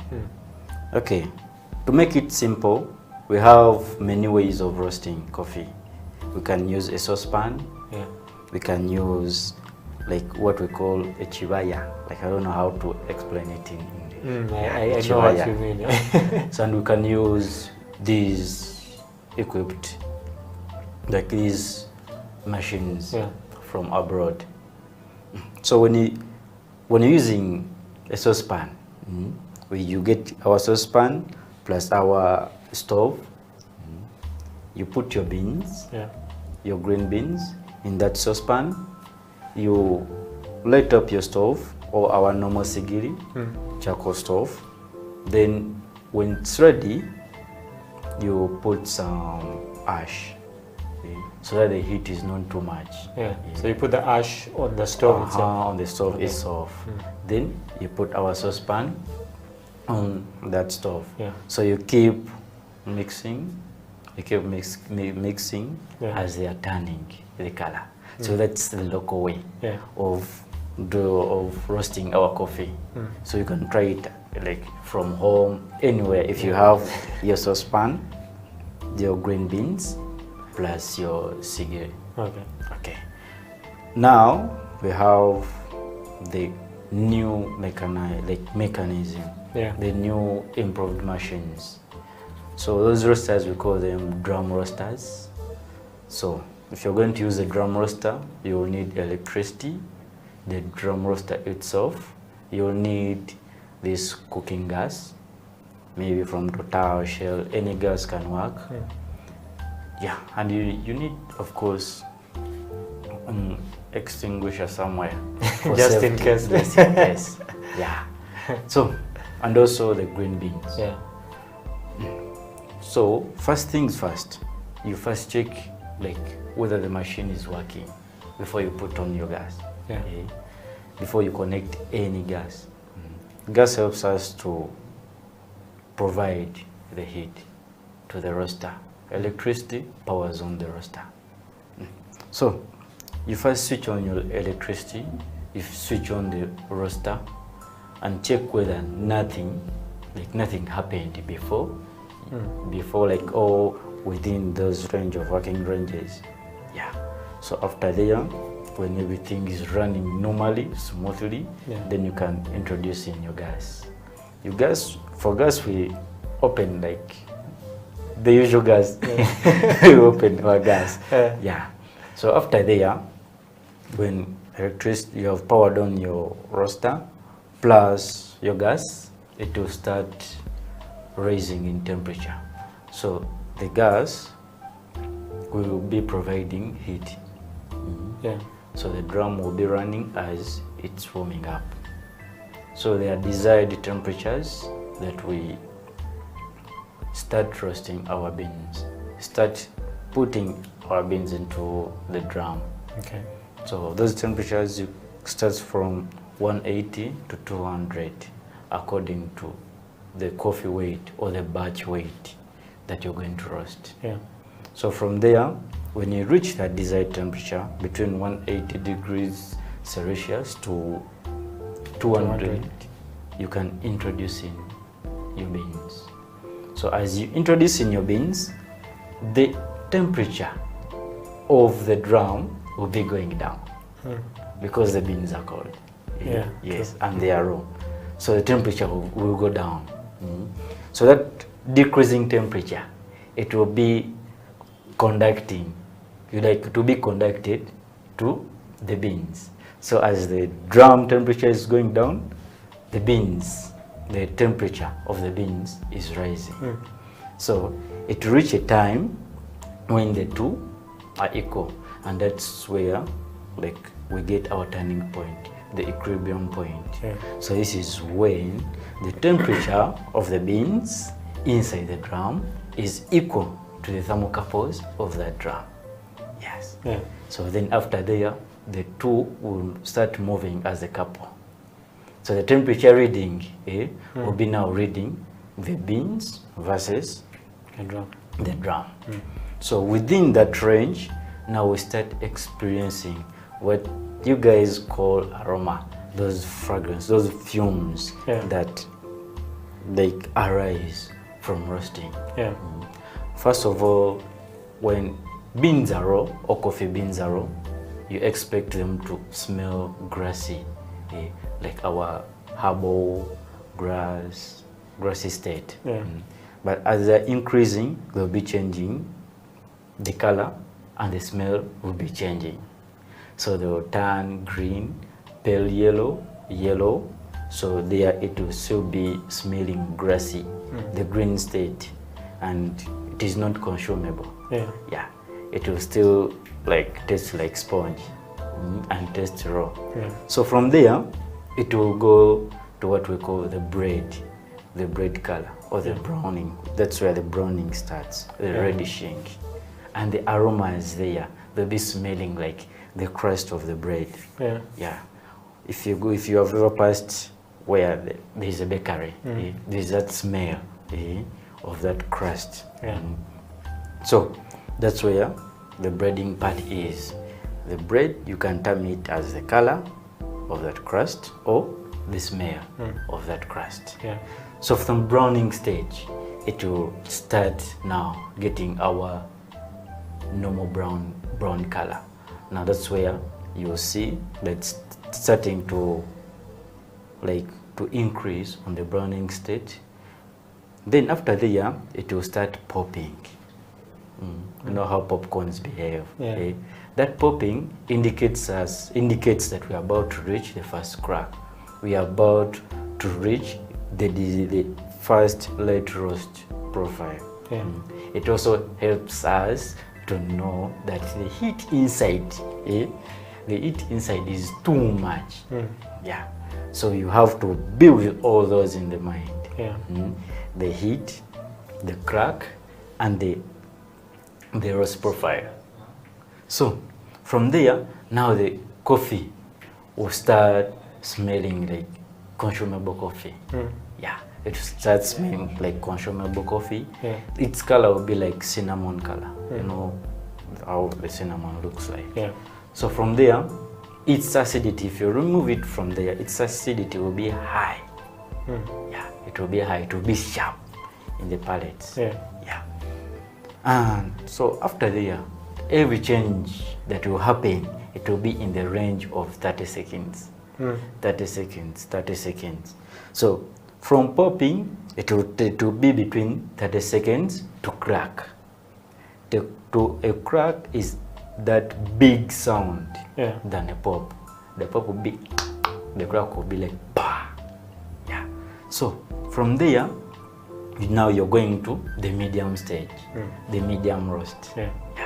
So medium roast will start smell like fruitiness, those smooth aroma, like smooth aromas, like the fragrances will be like frolic, or like the way your roses smell.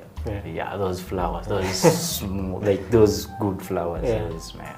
So in that stage, after again 30 seconds, sugars inside the beans. Did you know that coffee also has sugars? Didn't know that, but now I do. Okay, to summarize that, every fruit has sugars, has natural sugars. Every fruit, and coffee is also fruit. Yeah. So when you're applying heat inside there, those sugars will start to boil up. They will start to boil up. Yeah. So in that medium stage, they will be boiled up. So they will, you will feel that sweetness of the coffee. Now you will term it as the sweet fruits, all those sweet fruits, like that sugar cane, blah blah, like anything sweet. It starts from there. So after 30 seconds, those sugars will start to burn. Then after burning, you start feeling like the molasses, the honey, like even the caramelization, like if you have ever tasted caramel syrup. So after burning those sugars, you start feeling that. And the body, so the coffee will start feeling like, you start feeling like you're taking now coffee. Yes. For light roast, you'll be like taking tea. But for medium, medium, 30 seconds after, you start feeling like, now this is coffee. So after again 30 seconds, that's where you reach the now what we call the medium high profile, or what we call the city roast, the city roast profile. So the city roast is where now you're starting now to alert yourself that you're going to spoil. Now you're decreasing on the acidity, you're increasing on the body. So all the cafes, 80%, they stop from there. That coffee that they are having, it stops from there. It will still smell like our normal fruits, our flowers, flowers from our roses, the blossoms. Since it's like it also flowers, you have to feel those. You have to feel those floral notes. So after there, after again 30 seconds, now we'll feel the second crack. The second crack now helps us to know that now you're going to the dark roast. And I don't think you want to spoil that. Okay, dark coffee is spoiling, but also on the other side, there are those guys that want that harsh coffee. Yes, that bitter coffee. Then now you're going to bitterness. Now you're exceeding the sweetness. Remember, you've burnt the sugars that they are helping us to give us those sweet notes. Now you're burning them. So in that second crack, you're in the dark roast. You're in dark roast. And for specialty coffee, we don't desire to go there. Yeah. You've bought your coffee expensively, like 16K, and you burn it. Yeah. So you can't burn that coffee. So, but even after 30 seconds, now the beans will start turning black. They'll be black. Yeah. So the coffee there will be harsh. It will be having notes of chocolate, dark chocolate, baker's chocolate. Yeah. And the acidity will be flat. The flavor will be now also going down. Down, yeah. Yeah. And you start feeling the burnt notes. Yeah. When something is burnt. Yeah. So you can target yourself from the light roast to the dark roast. Yeah. Then you start, like you get to know where I have to remove my beans from the drum. Yeah. Yes. So those are the steps taken. Yeah. When you're roasting. Another thing, after roasting, we have what we call the cooling tray. In every drum has that cooling tray. Yeah. So that cooling tray helps us to cool those coffee beans, so that they don't extend. Remember, when you discharge them from the drum, when you remove them from the drum, they are still like roasting up. Yeah. Like since they have consumed a lot of heat. They have consumed a lot of heat. Yeah. So they are still warming up. So that cooling tray helps us to pause on the rise of the temperature. Yeah. So we pause and we bring it down. Yeah. Yes. Okay, for those of you who wanted a complete tutorial on the roasting process, I believe that you are satisfied. And if you're not satisfied, then maybe you can get into contact with Lawrence and he will pass you through. I believe that was a detailed detailed way of roasting coffee. Well, we're going to take a break right now to just give you guys time to put that in your mind, to assimilate it into your thinking, so that you would know exactly what the coffee roasting process looks like. We'll be right back after this break. Grab yourself a cup of coffee, let someone out there know that the Coffee Break Show is on, and we will be back right after this. This is House of Talent Television, the Coffee Break Show with me, Emmanuel Ateng.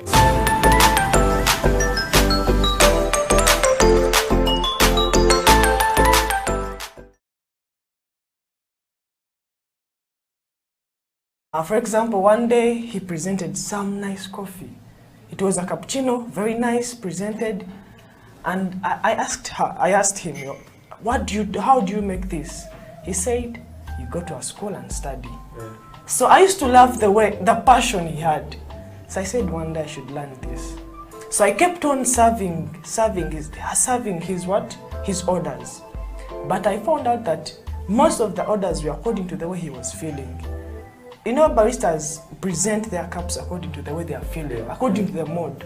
In case he left home when he's sad, he's not happy, you will see the results in the cup. But when you see something beautiful, just know he's so happy. Yeah. So the passion he had and the love he used to put in the cup really encouraged me to join the school. Not until I got to learn about Isaac at the Pro Plus. Yeah. Then I came with some of my friends, so we are now doing the course.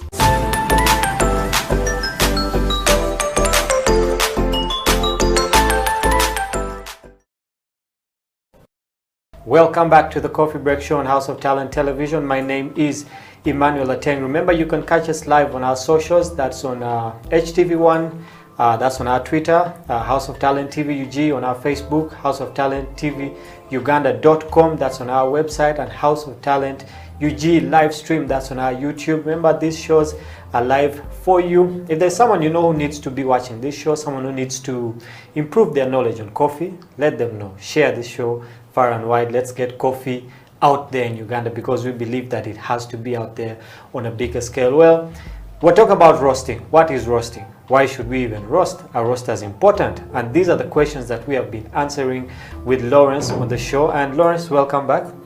Before we went into a break, you gave us a total breakdown, of the roasting process. You brought in things that I believe that some people are still scratching their heads over here. But we had a question. Someone asked a question that, okay, fine. Now I know the whole roasting process. You know, I can use the local method of I get a saucepan, get a stove, and roast there, or I can use the commercial kind of roasting where I have a drum, and you know I have to keep monitoring the temperature and the time to get different aromas here and there. Okay, we have that knowledge now. Okay, yeah. But someone asked me, but why? Yeah, why do I even need to roast in the first place? Okay, can't I just, you know, get my beans and use them as they are? Okay, and also the other question was, with these aromas we're talking about, okay, can we only achieve these aromas through roasting, or there are other things that can affect it? Because even the storing of coffee can affect the type of aroma you get from it. Okay, so let's just try to answer these two questions for now. Okay, thank you for those questions. Okay, first of all, why we roast? Do we need to roast? Yeah, of course we need to roast. Because raw coffee is an unconsumable product. We call it a raw material. And percentage of farmers are exporting it as a raw material. So if it's a raw material, it means it helps us to make something else. It helps us to take something else, to transform it to something else. So we need to roast our coffee so that it can be consumed. It's like eating raw banana. Raw matoke, these matokes. So you have to cook it so that you can eat it. Yes. So when coffee is raw, it's not coffee. It's not a consumable product. We apply heat, we cook it to the final product that is consumable. Yeah. Okay. Then the second question was, these aromas we are talking about. Okay. Can we only get them through that roasting process, or are there other, other things that affect the way that the aromas will come out? Okay. There's specific places for specific aromas. Yeah. There is coffee from the east, there is coffee from the west. Of course, since they are different places, different aromas. You achieve different aromas. Yes. So that is on the part of the altitude or the region where the coffee comes from. But to achieve those different aromas, to know that this coffee comes from here, you have to again roast that coffee to get that particular aroma. Yes. So the region versus the roasting versus the output. Yes. So aroma means like that smell from something warm, from something warm. Fragrance comes from something not warm, like fumes. Now to get that aroma, it's a smell, a sensation from fumes of a brewed hot substance. Yes.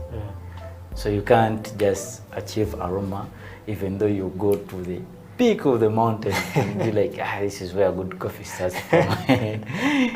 Even though you squeeze your nose, what you'll be feeling, it will not be aroma. It will be something else.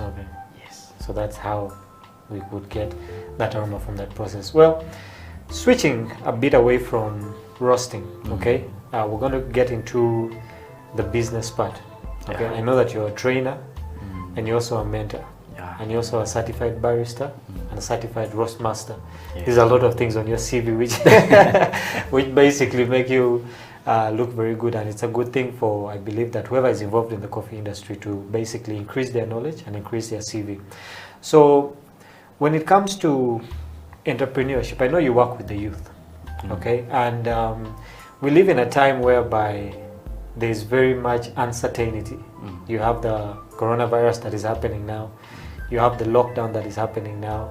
Of recent, you have the bombings that are going on in Kampala. And we live in uncertain times. No one really knows what's going to happen in 2022, okay? And because of that, people are losing jobs. There are people who are giving up on life, okay? because they have no source of income. All right, but I believe that coffee itself, like how you said that coffee was your salvation, it saved you, and now you do only coffee. Yes. Okay, I believe that there's someone out there who's also looking for a way out. Okay, so how can we use coffee, okay, to start businesses? How do we link coffee to entrepreneurship? Because I believe that that's one of the things that you talk to the youth about. Okay, so how can we use this coffee in Uganda, all right, to start businesses, to become better at entrepreneurship, to better our lives? Okay, if I was a youth you are talking to, okay, yes, what would that advice be? Okay, my first advice to my students, the people I train, the people I talk to, is that at every stage of coffee, from the farm to the cup, you can gain something. So I first get to know, like, you as you, what's your passion?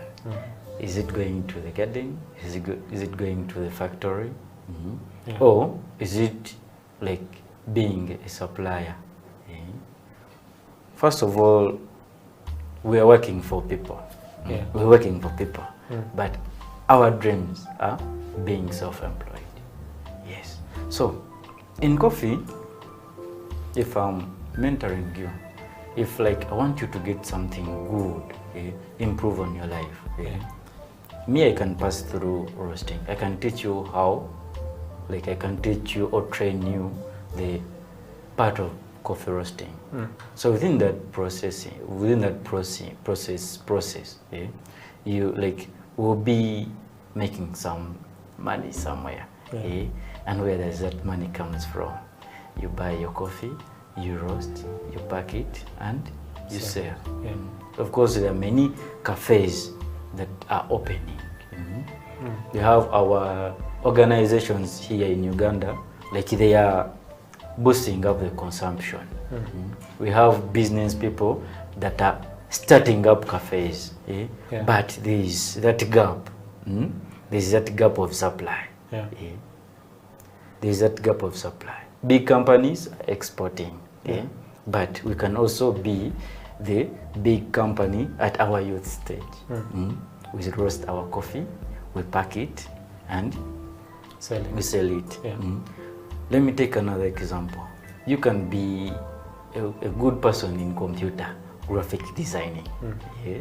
So when I introduce that idea, you can plan the way of branding that coffee, how we can market that coffee. Yes. So we can, like, at the end of the process, me and you will be having something to put in the pocket, or to save on the account. So the reason, like the major reason as to why I train, most especially in roasting part, like I want my fellows, like to also like work for themselves. You build that knowledge. Yes, our farmers are, they are giving us coffee, but it's not always good to always export that coffee. We as the youth, we can use that coffee to be somewhere, other than exporting it. So on side of roasting, I train you how you buy the coffee and which kind of coffee you buy, and for a particular target of clients. Me, I have my big clients somewhere, though I don't want to mention the names. But they are there, and they are always asking for more and more coffee. And I think right now they're even watching. So me, my dream is for guys to be like me. We have coronavirus. Our parents are left with nothing in the pocket. Me, I did sciences and I passed, but I had no money for the university. There are guys there at the university, they don't know what's next. So we welcome them to coffee, and we get to know how the skill is going to push their lives forward. So through coffee, everything is possible. For example, the girl child. Concentrate more on the girl child. I'm glad that you actually brought that up. The girl child. Yeah. Like, though that is the gender that we all need to help faster. Because we guys, we can plan any gig and get it by the girl child. Like, we don't want our girls to be used in order to get money. But we can train them how they can earn money for themselves. A good woman in coffee is a good entrepreneur. They are our big ladies in the industry. Yeah. And I think you know them. Some of them. Yeah, some of them. But I use those ladies as examples to the girl child when I'm training them. Like, I train them not to be hunters that have now known roasting. What's next? Now I train you to know the roasting stage and where you can get something for your pocket. Every lady that you enter in someone's office with a coffee mind, it will be like a surprise to the boss or to the person or to the customer she has gone to. So the girl child, mainly, like I want the girl child to enter more in coffee. Like we want more girls in the industry. Yes. And the girl child that is a good roaster, like 5 million abroad. Yeah, I'm actually glad that you brought that up because always on the show, most of the guys we've had are actually men. Okay, and every time someone comes, I always ask them the same question. Why don't we have more girls getting into the coffee business? Let it be roasting, let it be being a barista, quality control, and all this. And like you said, there are certain few ladies who are actually doing it, but others are not really getting into it. And I know that in such times, everyone is looking for money. For the guys, you can here and there, in Kampala, here and there. And for the ladies, we actually need to support them more, all right? There's a couple of cafes I've gone to, and every time I see a lady barista, not just one who serves, but an actual barista, okay? It always makes me happy because I realize that, now we are pushing them to a place where they need to be, okay? And to the female baristas out there, you guys are doing a good job. I want you guys to encourage more ladies, just like Lawrence has said, to get into it. You know yourselves. I would have mentioned your names, but you know yourselves, yeah? So let's encourage more ladies to get into the coffee industry. We're drawing towards the end of our show, but before we get there, all right, you've talked about the entrepreneurship bit, okay, how you train different people, not only ladies, but also men. You've talked about how these are hard times and we really need to find a way of getting some money into our pockets because, 2022, it's very uncertain what will happen. We might say, we're done with the lockdown and all these things, but a new wave comes, God forbid. Okay, so I believe that coffee is something that will keep on going. Okay, whether there's lockdown or not, it can't really affect coffee that much. It's like tea, you have to drink tea, okay, and people have to drink coffee.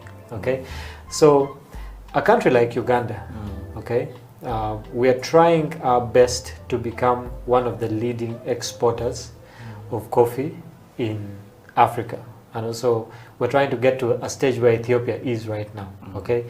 But on the flip side, you realize that we don't consume that much coffee in our own country, being a country that actually exports a lot of it, okay? So what are some of those things that we can do, all right, to make sure that Uganda becomes a nation that actually consumes its own coffee? Because we have, the Bubu, by Uganda, okay? So how do we get ourselves into that state where we actually, before thinking of exporting our coffee, actually get to consume our own coffee? How do we get there? First of all, we need to train our people. So we need more training, more sensitization about coffee. Those guys that came first before us, they have that, like that negative side of coffee. Like telling someone that coffee will you will lose sleep when you take coffee. You can't. It just keeps your body awake. Yeah. Not only the mind. Me have to take water every morning. Yeah? So if I take water every morning, I can take like 5, 6, 7 cups of coffee and I sleep properly. Yeah. Yeah. So we need to sensitize our people. Yeah. And we need to give them an example that is true. Yeah. Ethiopia is a good exporter, yeah? But quality coffee in Ethiopia comes from Migachafe. That quality coffee is consumed within the country. Yeah. Yeah. So you first appreciate what you're growing before you take it outside. Yeah. Yeah. So you need to train so much from the farm level. Like 80% of our farmers, they just grow, sell, but they have even never tasted the coffee. Many like a good percentage of our farmers. So from the farm level to the general level, we need to train. That is that's what we need to do. Yeah. Even though we put each coffee at a lesser price, like the consumption will not go high. Yeah. So we need to first train. Then other things will be coming up. Yeah. Okay. But training is the key to everything. Yeah. Yeah. Like we need to sensitize our our Ugandans good about coffee. Like after taking coffee, you feel this, you get this. Like we appreciate what you are growing. Yeah. So you see Ugandans taking more of the matoke. Like they appreciate more than sending it. Yeah. Yeah. Okay. So training is the key to everything. Well, it's good that you're a trainer, and if you could actually get more trainers, together to make sure that we get to that place where we're supposed to be. Before we end the show, okay, I know that there are very many questions that we could still ask, okay, but the last question is, as a roaster, okay, how do you set yourself apart in the industry? There are many roasters out there, okay, but what would make me say, you know what, I need to go to Lawrence, So what are those things that you can do as a roaster, and perhaps to the roasters out there, to set yourself apart, to brand yourself, so that when people are looking for a roaster, they know that's the guy I should go to? What are some of those things? Okay. Roastmaster Lawrence. I like that name so much. Roastmaster Lawrence or Roastmaster Reno. Yeah. Okay, to be me, or to be like me, or to recommend me somewhere, you have to know Lawrence. Lawrence roasts coffee with passion. First of all, I put passion in every stage of coffee. And another thing, Lawrence knows coffee theoretically and practically.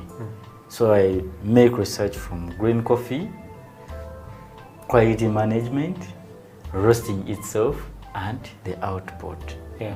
So we drink coffee as we are talking, as we are chatting. Yeah. So Lawrence will cup for your coffee, like we'll taste for your coffee. Yeah. And I have some good big clients. They have to recommend Lawrence has to be there to test their coffee, to give them results. Yeah. Yeah. Like if we wait for our organization, our government organization to do everything, we will not achieve. Just recommend Lawrence. Yeah, Lawrence is a roaster, a barista. Like he knows coffee, and also like I have my own brand. I have my own brand as Lawrence. It's also on the market and it's also selling. Yeah. So, but me as Lawrence, I concentrate on the home consumption. Okay. Yes. Yeah. Like I want to everyone to taste that coffee at a cheaper price. So Lawrence is a good person. is an approachable person, and is a coffee connoisseur. It means coffee expert. Yeah. So each stage that you find Lawrence, from the green stage, that is grading, quality control, to the baristering, Lawrence will advise you. Yeah. Lawrence will give you a way forward. Yes. So basically, just be really good at what you do, and people will look for you. Well, Lawrence, I just want to say thank you very much for coming to the show. I believe that all the stuff you have shared has been really important, and I know that in just 1 hour you can't really expound on everything, but from the little we could get from you, we just want to be appreciative of that. And you've shed more light on roasting. Most of the guys we've had here are baristas, okay, but it's good always to have a balance of things. You've given us the roasting side, you've also given us the mentorship side, what the youth should do in such times like this. So I just want to say thank you. I hope that we can have you again next time. And for those of you who are out there, you're looking for a roaster, Roastmaster Reno, aka Roastmaster Lawrence, we'll be there to help you.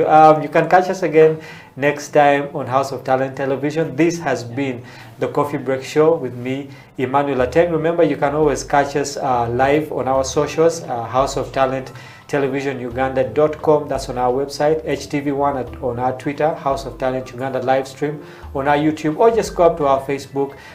You can watch this show live, or you can, if you missed any other show, you will find them on all those platforms. Thank you again for being with us. Till next time, this has been the Coffee Break Show on House of Talent Television. Have a lovely day.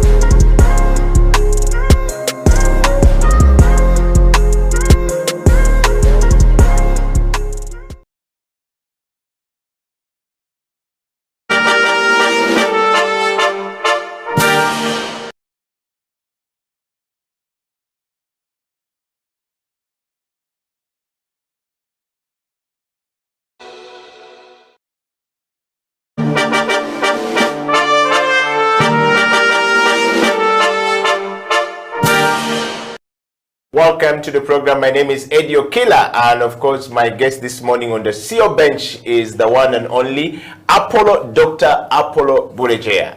Is that the correct spelling of your name? Burejea. Burejea. Yes. All right. Welcome to the program, Apollo.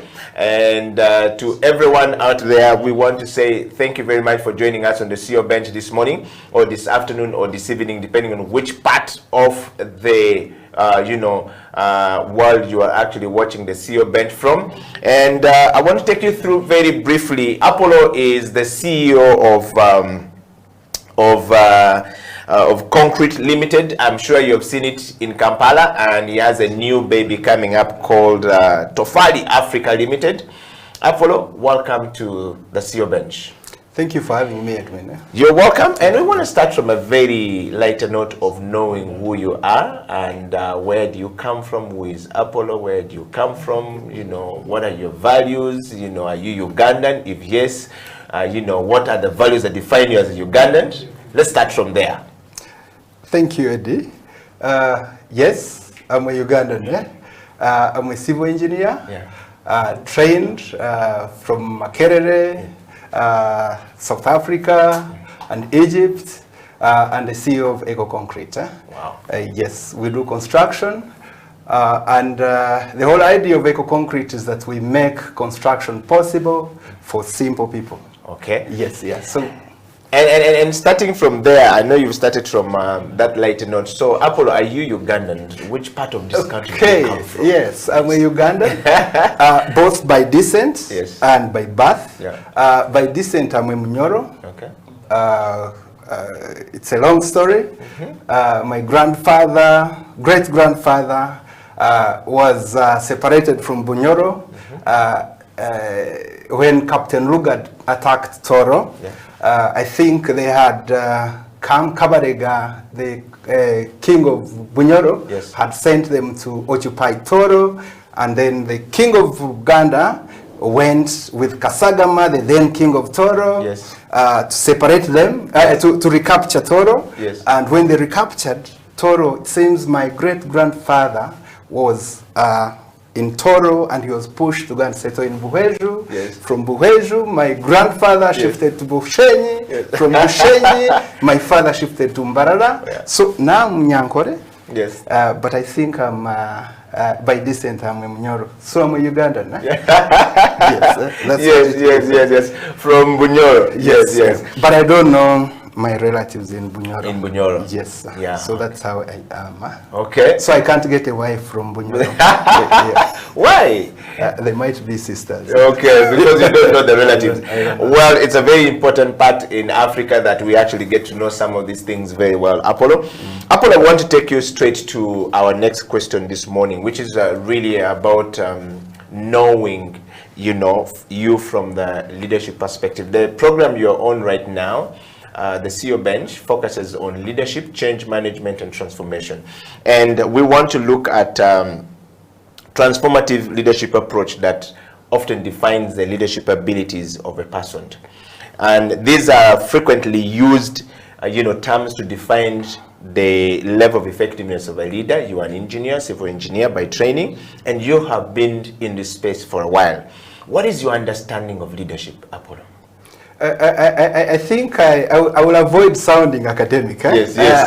I'll bring it down to simple terms. To basic motor porters, the space I manage. When you look at leadership, I think it's the ability to bear knowledge, expose that knowledge to the people that are under your docket, to have a positive attitude that will influence them to apply the knowledge that you expose to them. So leadership starts with knowledge.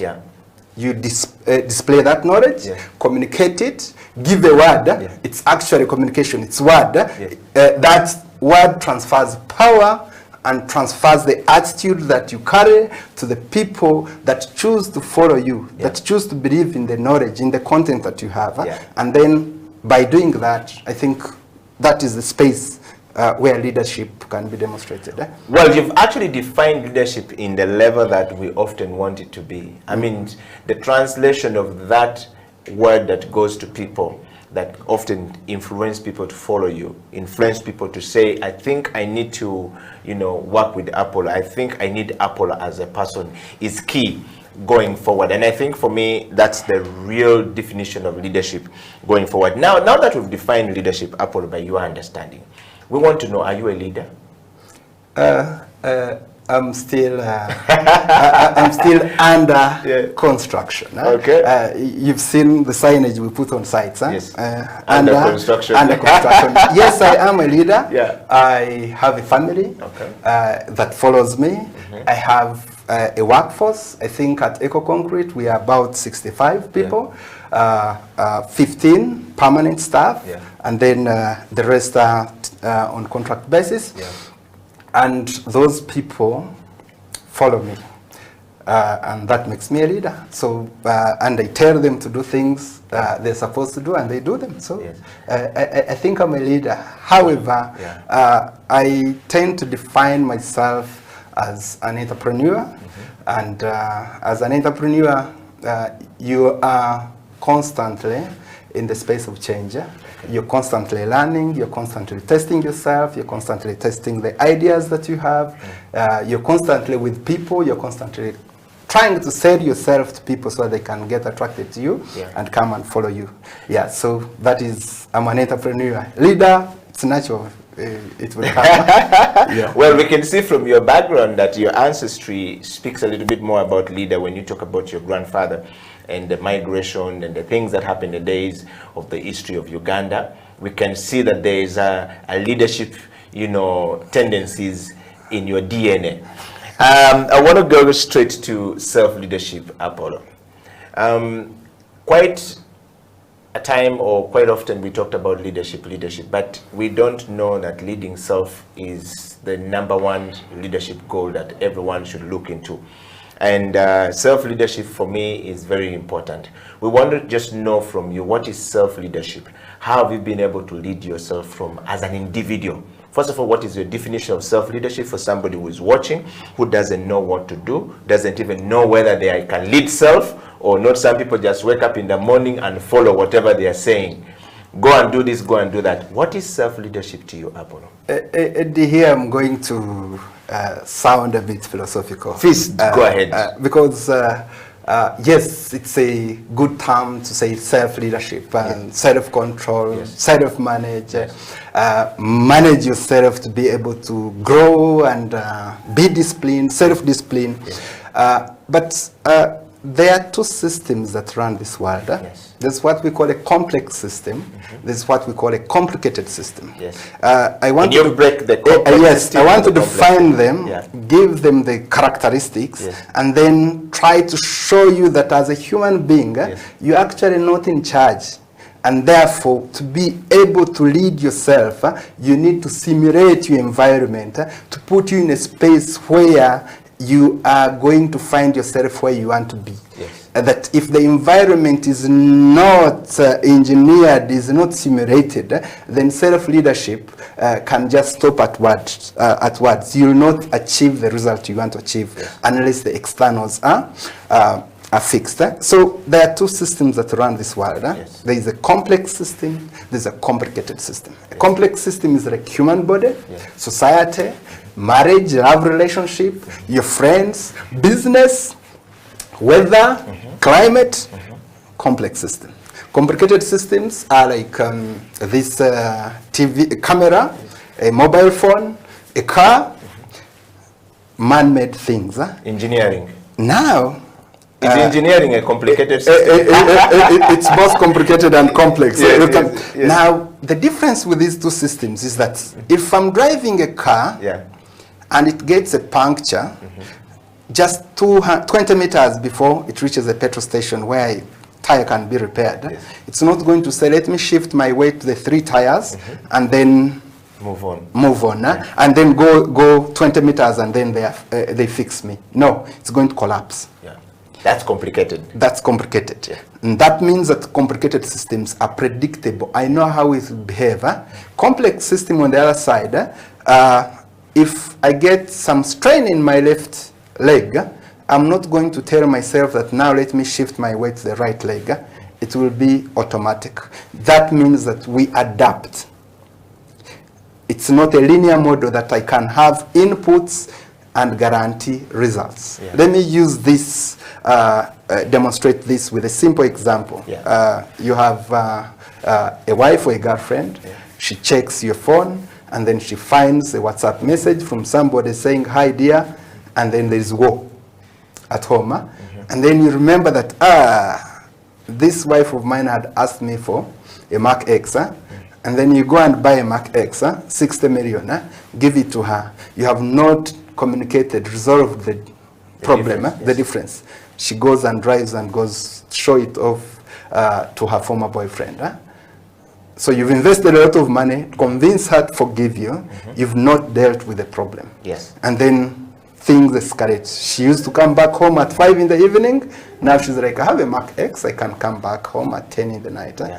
The family is disorganized after investing a lot of money. Yes. But what if you started by buying her a flower? You're like, honey, I'm sorry, 1,000 shillings. Yes. She looks at the flower, she doesn't accept, she throws it at you. You bring another one, a third one, the fourth one, she cries. Yes. She forgives you. 4,000 shillings. You have your wife back. Yes. 60 million, you lose your wife. So complex system. For you to get results, you invest small things consistently. Develop a habit. I'm coming back to leadership. Yeah. Develop a habit. Give her a flower every day. She will love you even if you're poor. Yes. But for complicated system, if I want my car to perform well, I'm not going to take it to a washing bay. I'll go and buy a new engine. Yes. So the more money you put in, the more inputs in a complicated system, the better, the higher the result. Yes. So now, when we look at ourselves as human beings, we need to appreciate and acknowledge that we are not operating a complicated system. So you're not going to sit here and say, yes, I'm going to follow this procedure, and then I'll wake up at 5. By 5:15, I'm taking coffee. By 6, I've seen those stories. They are called routines. Yes. A routine is going to frustrate you. So what you do is you want to develop small things around you, habits that are actually going to inspire you, to prompt you to perform certain tasks, and then in the process, then friends who are going to come and tell, I'll come and tell you, Eddie, next year I'm going to build a cement factory. Yes. People believe that when you say what you want to do, it's quite creepy, actually, weird, that don't tell people what you want to do. I find it funny. I find it limiting to even people who believe in God. That yes, you don't want to be attacked. Who tells you that there are people there wanting to attack you? And in that case, why do you want to rig systems? So develop systems around you that are going to hold you responsible, accountable, that are going to prompt you to act a certain way. So that you are consistent with your beliefs.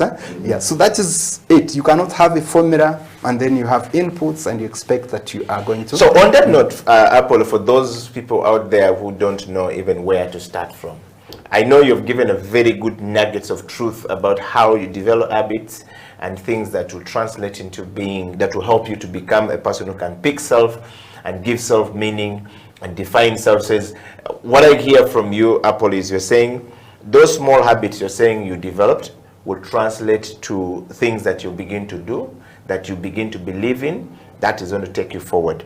And then you're basically going to appoint self, give self meaning, and start to work with self.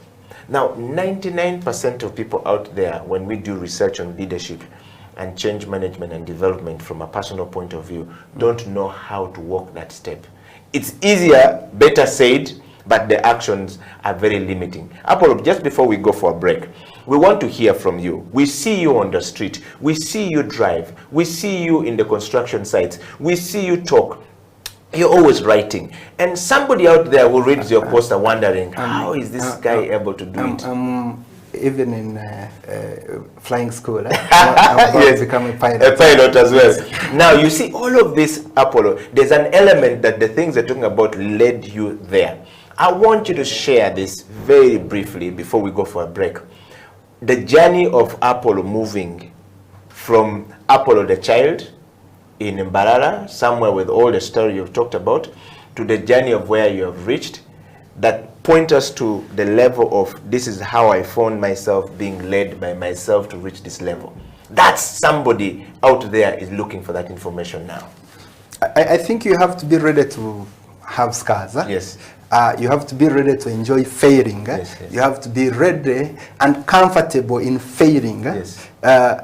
As you try to accumulate knowledge. Yeah. If you're not leading with knowledge, then you're not going to achieve much. Yeah. So it's knowledge development, trying out new things, failing, and being okay with failing, and then trusting people. And I found this challenging. It's a long curve. Yeah. As you employ, as you delegate so that you can grow and expand.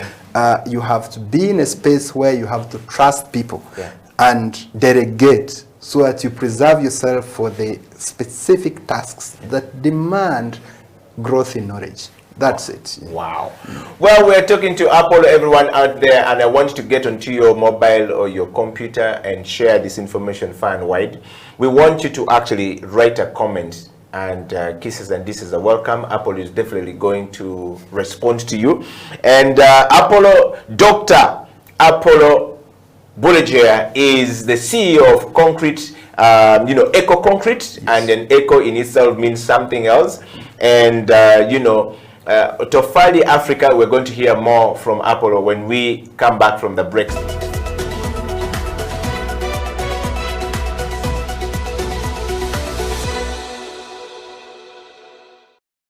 Le leadership, c'est quoi?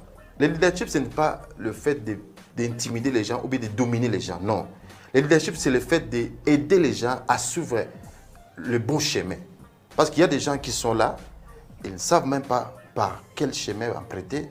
Il y a des gens qui ont même étudié, mais ils ne savent pas quel business ils doivent faire. Maintenant, l'idée, quand tu rencontres une personne pareille, tu vas l'orienter. Non, tu peux faire mieux que ce que tu fais. Non, la peur que tu as là ne va pas te tuer. Tu peux aller au-delà de la peur. L'idée, c'est comme j'avais donné l'exemple, j'avais donné l'exemple ici en français, en anglais, pardon.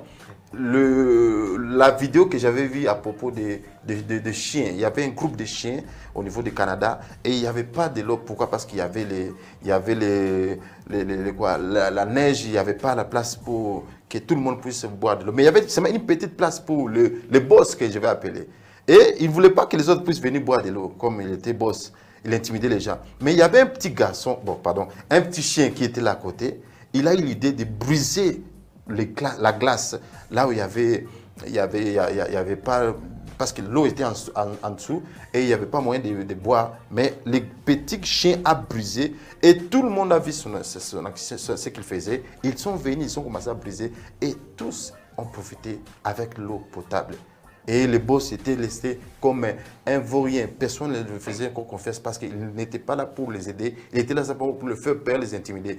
Mais l'idée, c'est quelqu'un qui est là pour aider quelqu'un à avancer jusqu'à son destin, à sa vision. Parce que nous avons tous nos visions, mais c'est la peur des fois qui nous arrête. Merci mon ami.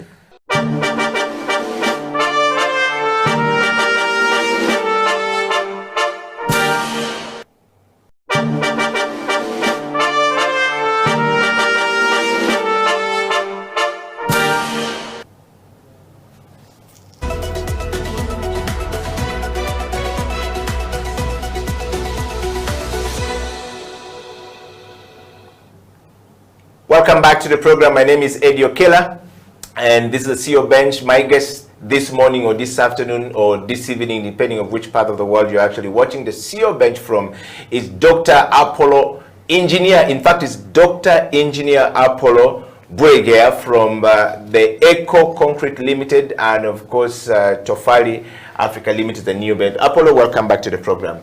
Before we went for a break, we were talking about self-leadership, and I want to take you mind to our next discussion on this program before we go into dig deep about, eco. But first, Apollo, before we even talk about change management, we want to hear from you. Perhaps just share a little bit more about what is Eco Concrete and what services do you provide? You were nominated by a number of people and said, this gentleman is loud on social media, he's loud everywhere. Please bring him in, let him share, a lot of ideas that he has, or, a few things about constructions, and this discussion is going to gear towards the construction industry from a civil engineering perspective. So let's start from there. Eco Concrete is a complex of three products. Yeah. We manufacture construction materials. We also construct, and we are also into ICT. We are trying to create digital tools that should make it possible for low-cost housing. Okay. Yeah. So when you talk of eco, of course, it comes from the ecology. Yeah. You're trying to be sustainable, green. You're trying to extract less from the environment to achieve the housing needs of our communities. So that is what inspires us. But also we look at the people. We are about people. Eco Concrete is an employee-owned, managed, and operated company. Each of our employees is comfortable where they are, that they represent Eco Concrete.